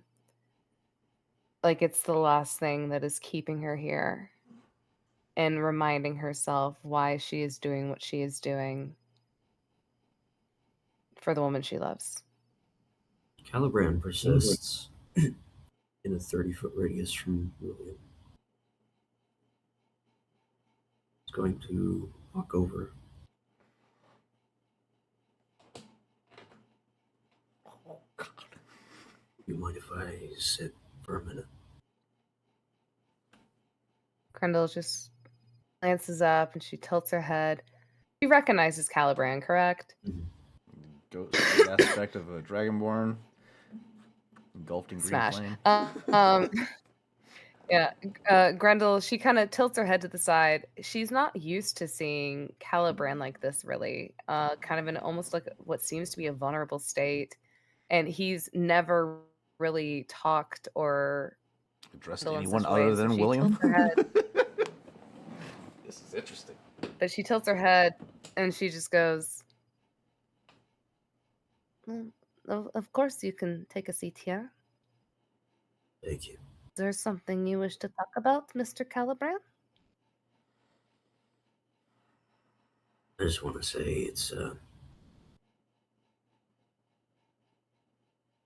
admirable what you're doing. Going through all this to be with the one you love.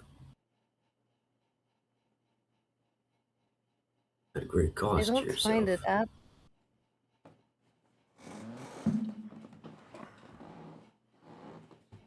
it admirable. Really, if you think about it, being willing to and bend myself into ways for the woman I love. I can just only hope that she will love me after all the change I have gone through. And even if she doesn't, as long as she's safe, even if she hates me after all of this, I just want to make sure the woman I love is not suffering. My mama always told me that love is not always something that is returned, but it's always something you are willing to give. And even if it destroys me in the end, I'm okay with that. As long as my Helene has her freedom. Even if she hates me after all is said and done.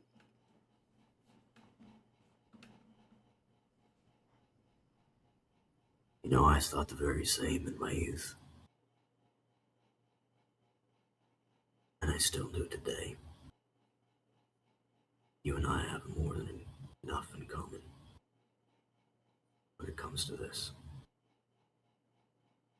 So tell me, looking at me now, do you still think it's worth it?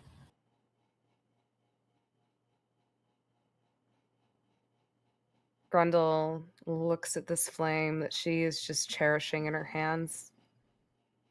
She gently runs her fingers over it. Then she, for a moment, holds her hand over this flame, letting it just burn on her palm. You kind of see as she winces just a little bit.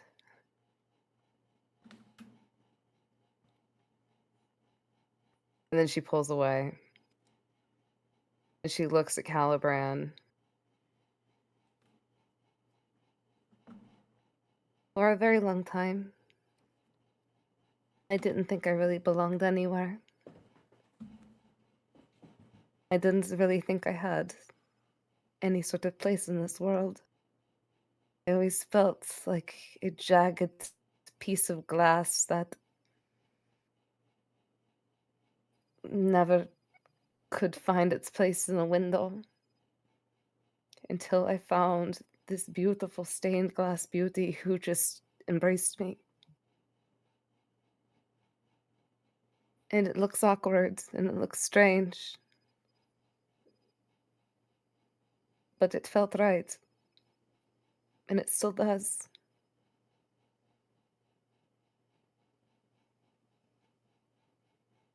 And I still believe to this day, if I'm not willing to fight for the love that I have,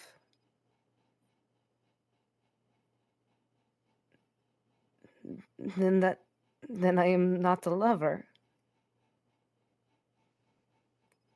It hurts to break myself in ways and change and sometimes do horrible things that Helene may hate me for when she sees me and and who and what I have become just to get to her.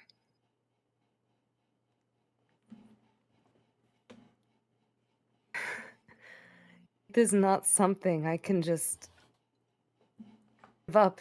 It is just in my nature to love, fight, to fight for that love. And her face goes stoic. She just pulls this candle towards her. The light just glimmering and the shadows flashing off of her face. And you kind of see as her eyes grow more intense, not exactly cold, but more of something of determination.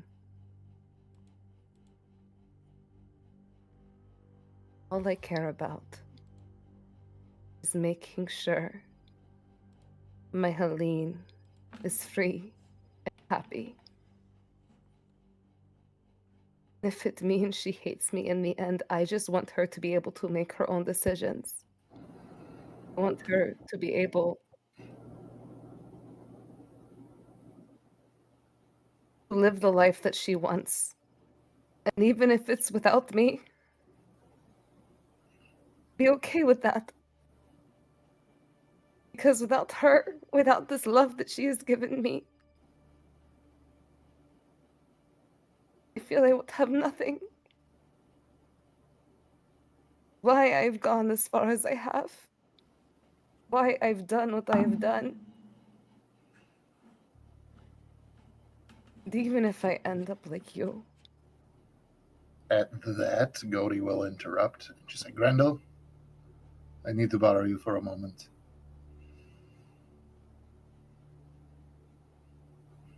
Before you go, Grundle. can I ask just one favor? What? That ring Youngno gave to you.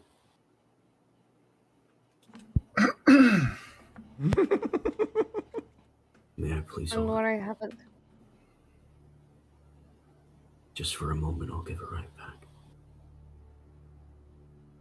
Insight check. Grendel's horrible at insight, but insight Okay. check. Does he have any ill will with this? Because this was... It's his wife's ring. Oh my god.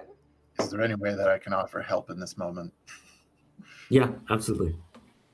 You have have help advantage. action. Okay, so that was an 18 on the first roll, minus 2 for a 16.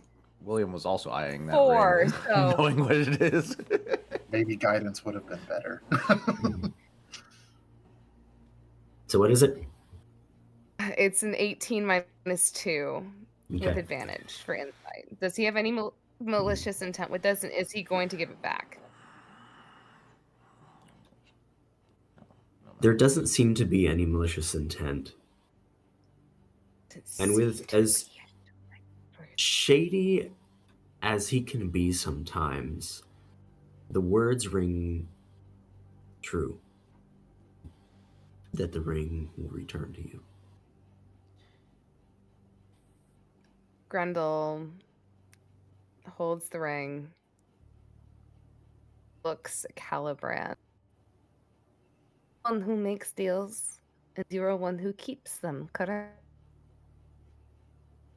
I'm not a devil. I don't make deals. If you Makes packs. no, you are not a devil, but you are still one who collects souls. I do. I'm just letting you know if this ring does not return to me by night's end, You know where to find then it. even if it means I have to slit William's throat in order to get to you, I will do it. And I Do believe you understand me? Of course.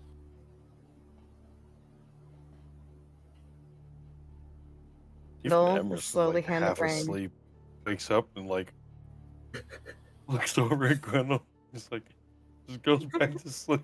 Like, what the fuck did she say? Sorry, William. Love you. William's chilling with the Grundle will mysterious hand stranger the at this ring over to point. Caliban. Grundle will hand the ring over to Calibran, and she will then turn to Goldie and she goes, What is it you need, Mr. Goldie? He'll wave you closer, gesturing in Nog's direction as Nog is probably like being forced to wash his dishes. Because that's what a proper guest would do in a home. And when Grendel is over, Godi will very quietly, he will say, "Never open your heart to an evil man when fortune does not favor you. From an evil man, if you make him your friend, you will get evil for good." Grundle is going to look at Goldie and she's going to look at Calibran. And she just kind of tilts her head, especially after the whole situation with him asking for the ring. She goes, Goldie? just because somebody is hurting, it doesn't make them evil. I'm hurting. Would that make me evil? He just happens to be hurting a lot longer than I have. I can't even imagine the kind of pain that will cause for somebody. And I can see how it can make somebody evil, or hateful, or do horrible things.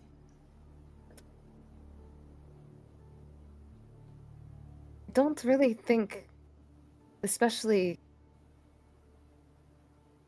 seeing how him and William interact, I don't think of Caliban as evil. I think he's just very sad.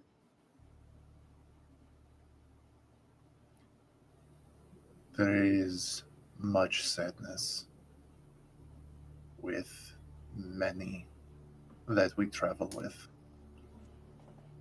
With yourself. You, I know, and gestures at Calibran like just a little nod. You will never fall that far.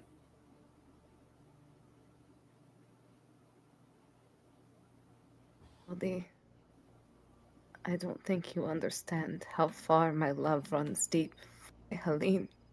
I do.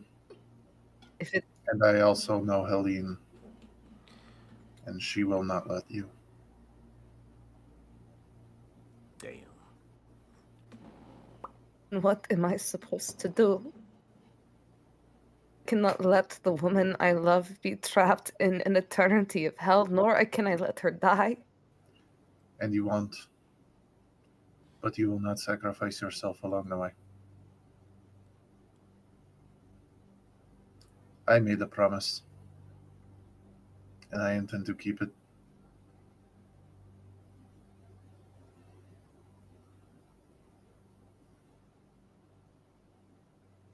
Come. Nog doesn't quite. He's trying to avoid the soap while also washing the dishes, and it's not going very well. Grendel, she'll kind of glance back at Calibran, trying to see like exactly what, if he's doing anything with the ring at this point, his kinds of expressions. If I need to roll an insight check or a perception check for that, He I'll do so. is holding the ring. It is on one of his fingers, not all the way, Just on, like pushed down just to on the the back, first digit. but right here on the first digit. And as you turn to look, he gets up, walks over to you. Thank you. You've done me a great kindness. William is still able to feel what Calibran's feeling, right? Yeah. Okay. And it's probably, I would assume, very reminiscent of what he's experiencing with Morgan. Grendel reaches out at Goldie, but then she looks back at Calibran as she reaches out and she takes the ring. And He she just holds kind of it tilts her head. for a moment when you go to grab it so that he draws your attention.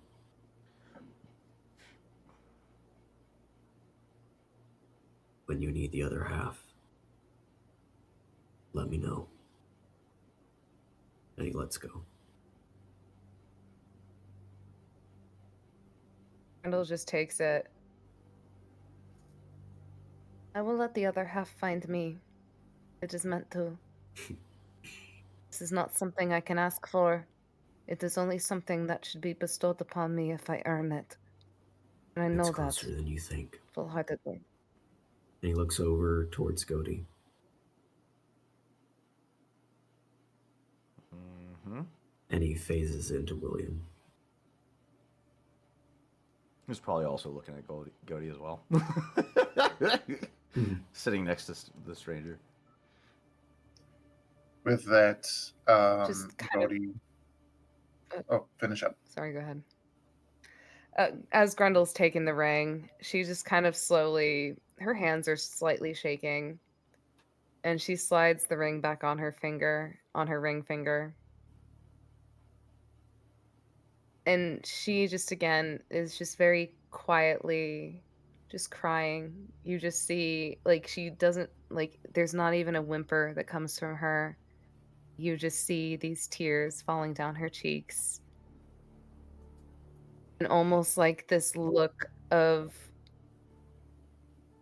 hopefulness that she is enough to find this other half if it is meant for her. Also, kind of a way of almost like a look of acceptance as well if it doesn't find her. Cody will. It is just whatever fate. Cody will take Grendel and just kind of nod, leading her to the table to sit. Same thing with Nog. And at that point, Cody will look to our mysterious stranger and do to what he loves to do the most, which is quote a book that doesn't exist in universe aside from Matt saying that it does. And he will say, "Greetings to the host. The guests have arrived. They have taken their seats. Fire has been given to these newcomers whose knees are frozen numb, meat and clean linen they needed, for who has fared across these fells. Water too, that he may wash before eating," looking at Nog. "Handcloths and a hearty welcome. And now, after these courteous words, courteous silence, so that you may tell your tale." And as he looks over to William, as Cody takes a seat, seeing that Caliban is no longer represented in the room, Cody will get rid of under the table the 6th level guiding bolt that he had prepared just in case something went south with Grendel. Oh my god! God damn! Smash! I was about to smite the shit out of the Caliburns. You fuck with Grendel? I love how this whole party just wants to protect this 7-foot tall baby Gwel. Oh, the fact that you sweet summer child, have no clue what you are in possession of. So, I mean, some points of order. No dishes to be washed. This is not a home. This is a chamber. Don't tell him that. Don't tell This Nog is- that. There's no plates. This was just food offered that was wrapped in a piece of cloth. Sort of like half-assed. Goaty's And- stone shaped the sink. Throughout all of these conversations that this party has had, the stranger actually isn't at the table, which seems to be near the center of the room, but rather in a corner where the small little shrine with the carved wooden figurines are. And he has been just sitting there quietly, one of the figurines in his hand as he traces it with his still good human skin hand. Depending on how much time it passes, he actually does that with every single one. And even when you say all these words about the story and everything, it doesn't seem like he is listening to you. There is no response immediately about it. This figure is just there, very quiet, very still, just lost in the space between his fingers, the figurines, and his memory.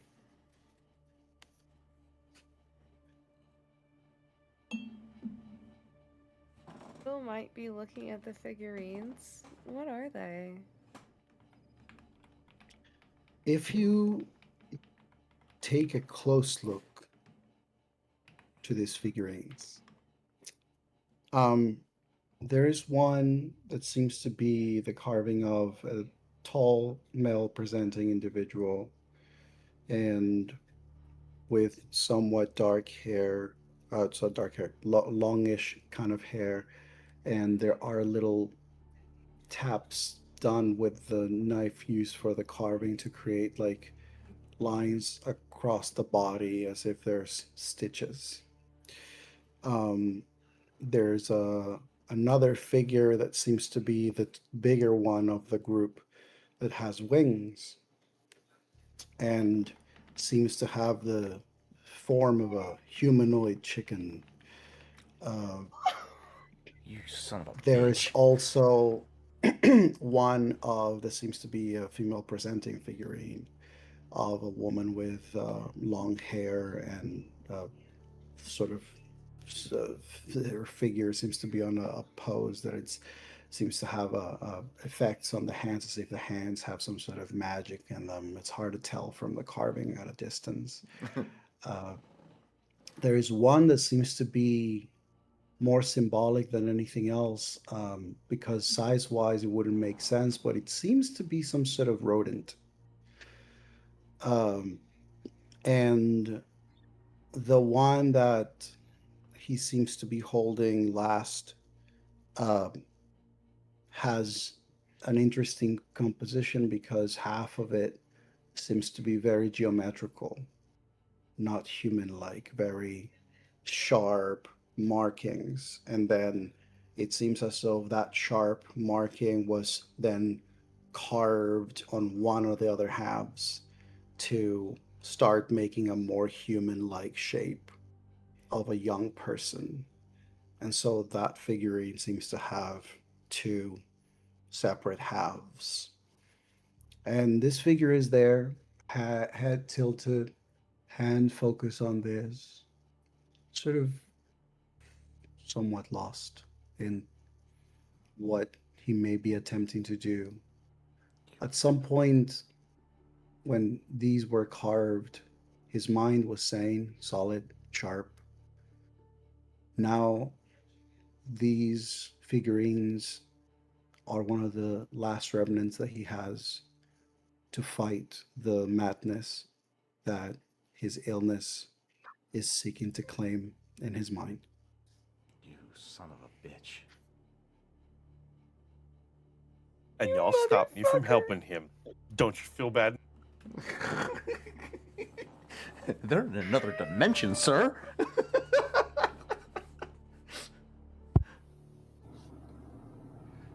My heart. Interesting thing for you to say, Tarzan, since these characters came from the dimensional dial of Dr. Diago.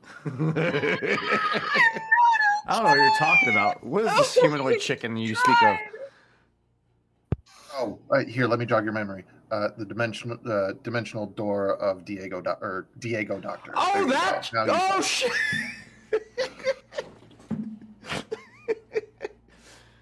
Oh, All right. man. Let's finish Oh up. my We were supposed to be God. done 30 Yeah, minutes ago. it's time to wrap up. I I know, need to hit long rest I know. unless My the heart. DM would Oh like my to God. die. I Did think- you get a Take it long for the rest, cliffhanger. DM? I think Willie would probably take note of that figurine that this individual's holding.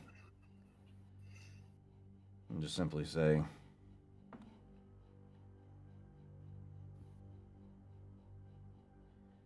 "You have father too."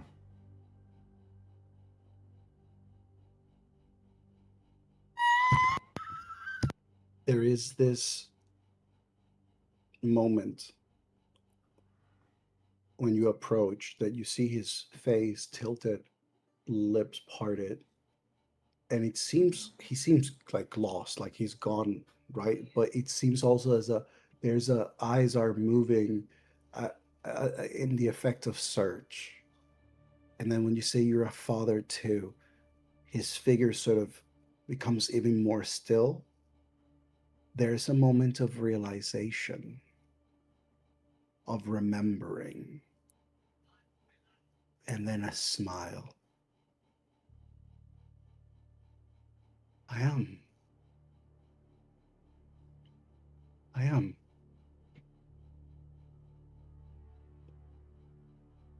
They are brave ones.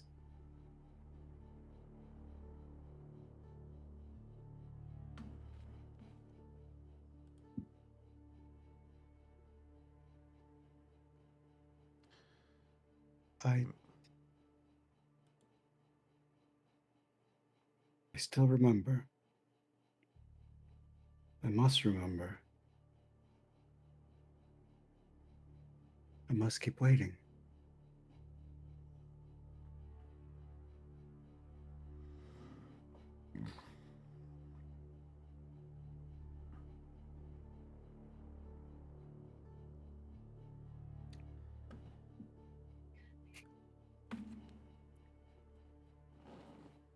That's where we're gonna end it right there.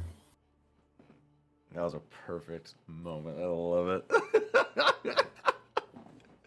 God, I'm not okay. I am not okay. I'm not okay. How dare you do this to us, Victor? How dare you do this to us, Chris? Do it again. Do it Anyway. again. That was Well, brilliant. That's gonna be it for us tonight. Thanks everybody for watching and hanging out and having some fun, telling a story, and rolling some dice with us. We'll see you next time on Tales of Vardin and To Be Diced. Have a great night. Good night.